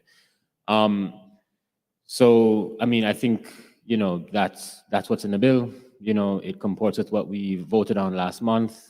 And so I think that's why I was, willing to support the recommendation with the motion of changing Black Americans to African Americans. And I think, it's been noted, there was a public comment earlier, I think it was by Chris from CJEC, that a part of the work is actually determining this sense of self-identification. And that's not the job of the task force to decide what Black people, African Americans, American freedmen, that's the work of this community to decide. And that's the work that has been long denied them. But scope of our work, we are handed a bill, the bill has language, we've put forward a community of eligibility, largely instructed by that language. And so I think, these edits really aren't terribly controversial for what we are charged with doing. Thank you. Member Gross, yeah. Just one last comment. So I was taking issue with the way in which Black immigrants self-identify, but not necessarily with the idea of the term African American. In fact, it was my mentor who advised Jesse Jackson to shift to the term African American as opposed to Black. And she was directly in alignment with Dr. John Henry Clark, who I would use those two more than Smokey Robinson as a reference on. And the reasoning behind their discussion of terms like African American over Black actually is in contradiction to some things that you mentioned. Specifically, Dr. Clark and Dr. Ramona Edelin said that to name a people based on a color disconnected from a place, an origin, a history, right, and a worldview is to essentially have a people without any context. And so, Excuse me, ma'am. Excuse me. There's be no debate from the floor. Thank you. and so I just wanted to clarify that I'm actually personally, I like African American, but I also recognize the limitations of that terminology. And the last point I want to make about this is that that sub-bullet about African American is not a race. I don't think we want to argue that point, because the census uses Black or African American as our racial category. So whenever we look to what are the governmental distinctions or specifications, they put those two together. Thank you. So I'll restate the motion on the floor. So it was properly moved by Member Jovan Scott Lewis and properly seconded by Vice Chair Brown that we, for the interim report, change Black American to African American. Yes. Okay. Called for the question, Parliamentarian Johnson. I will call for the vote on the motion on the floor, beginning with Chair Moore. Aye. Chair Moore votes aye. Vice Chair Brown? Aye. Vice Chair Brown votes aye. Member Bradford? Sorry. Member Bradford votes aye. Member Grills? Aye. Member Grills votes aye. Member Lewis? Aye. Member Lewis votes aye. Member Tamaki? Abstain. Member Tamaki abstains. Member Montgomery Stepp? Member Montgomery Stepp votes aye. Madam Chair, there were 8 members voting. There were 7 ayes, 0 nays, and 1 abstention. Thank you. There are 7 ayes, 0 nays, and 1 abstention. The ayes have it, and the motion carries. Okay, this last one I'm not too invested on. I'm sorry, did I call? No, I don't think you Member called Member Holder? Holder. I was going to say that you didn't. No, you didn't. I did not. Please state your vote. I will abstain. Oh. Thank you. The Member Holder abstains. I have to change my report. There were 8 members voting. There were 6 ayes and 2 abstentions. Thank you. So there were 6 ayes, 0 nays, and 2 abstentions. And so the ayes have it, and the motion carries. Okay, the second change, again, not too invested on, given the comments already by my esteemed colleagues. So in the event that we'd like to entertain a motion to incorporate this or not, we can do that now.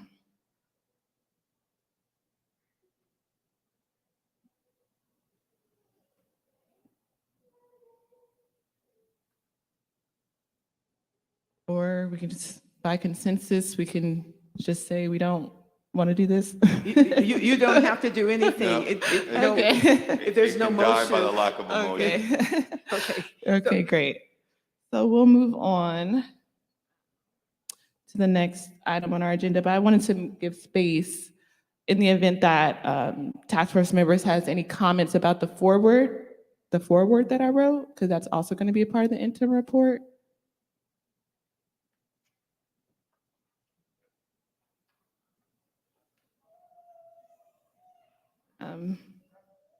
Yes, Member Gross.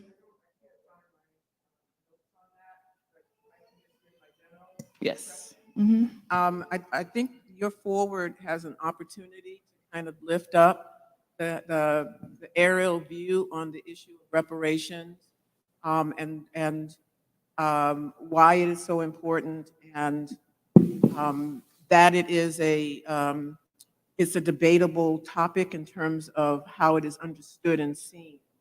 And just was hoping that perhaps you could elaborate some more on those kinds of things in the Like the different perspectives in the reparation space. and that this is an opportunity for this task force to begin to address those things, and that we are trying to do that with input from a cross-section of the California community. Yeah, I would totally agree with that. I left my notes, but yeah, I had comments along those same lines that we can just elaborate a little bit more on the importance of what we're doing. The impact. Any other comments, questions? Okay, I know I want to acknowledge the letter that Member Holder submitted in the event that you wanted to share. Any comments on it? From what I can tell, it seems moot because it looks like the forward that I commented on is different from the one I'm looking Oh, yeah, it seems like the forward that I commented on is different from the one that I'm looking at here. So it may be moved. Okay. All right, well, if there aren't any other comments or questions, I want to turn it back to Attorney Newman and Attorney Yang in the event there are any additional notes.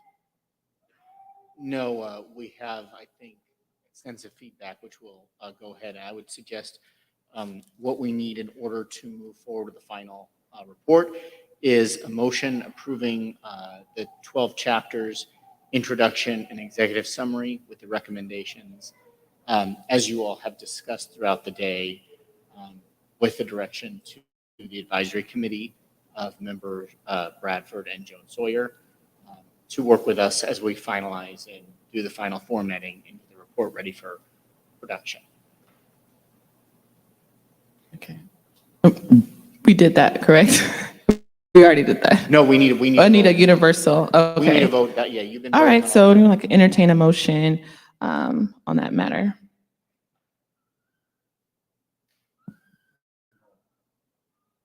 Is there a second?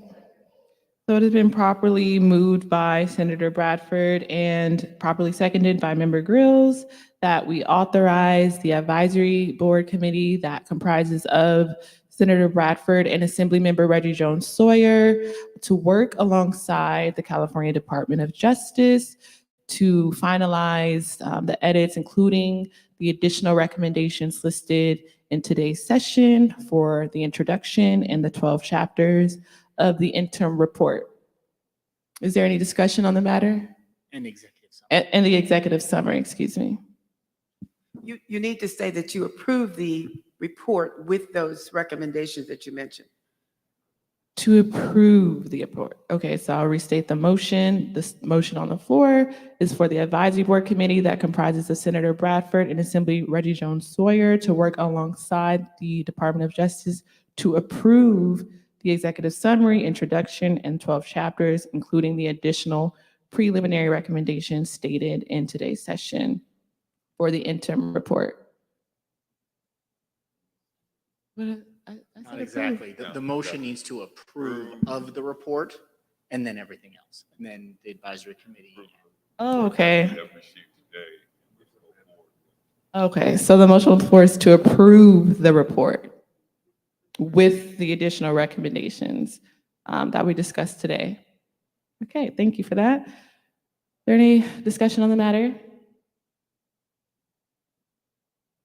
Hearing no further discussion, I'll turn to Parliamentarian Johnson for roll call vote. Thank you, Madam Chair.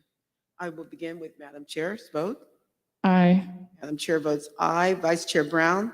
Aye. Vice Chair Brown votes aye. Member Bradford? Member Bradford votes aye. Member Grills? Member Grills votes aye. Member Holder? Aye. Member Holder votes aye. Member Lewis? Member Lewis votes aye. Member Tamaki? Aye. Member Tamaki votes aye.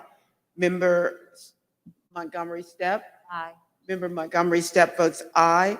Madam Chair, there were 8 members present and voting. There were 8 ayes and 0 nays. Thank you. There are 8 ayes and 0 nays. The ayes have it and the motion carries. So it's now 12:37. Lunch is supposed to start from 12 to noon. So should we, 12 to 1, excuse me. And so can we still have an hour for lunch and just move, we'll start back approximately at 1:38 p.m. Parliamentarian Johnson? Yes. Okay, so we'll revisit and reconvene at 1:38.